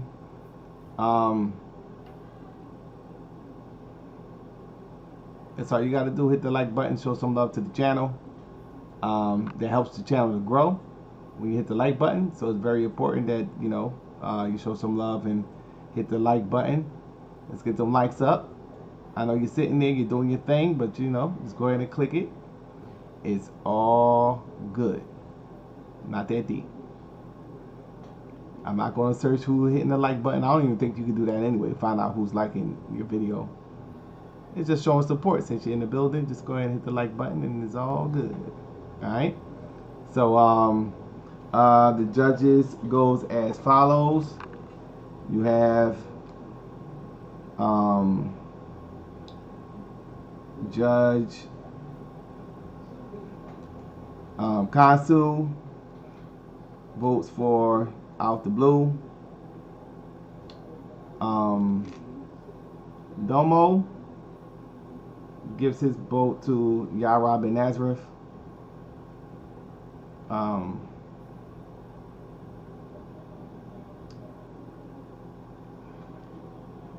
Judge Sam gives his vote to YARAH Ben Nazareth. I give my vote to Blue, and I give the Shucklebuck round to YARAH Ben Nazareth. YARAH wins the debate. Shout out to both debaters. It's been a very interesting debate. Congratulations to YARAH Ben Nazareth. Yeah, this is the Solar Vision Debate League. Peace, family. Peace to the judges. Thank y'all, man, for you know, giving up your time, man. I know it's been a long season, but I appreciate everybody vote for or against, man. Thank y'all for y'all time. Shout out to you, Blue. And again, I always appreciate you, Solar.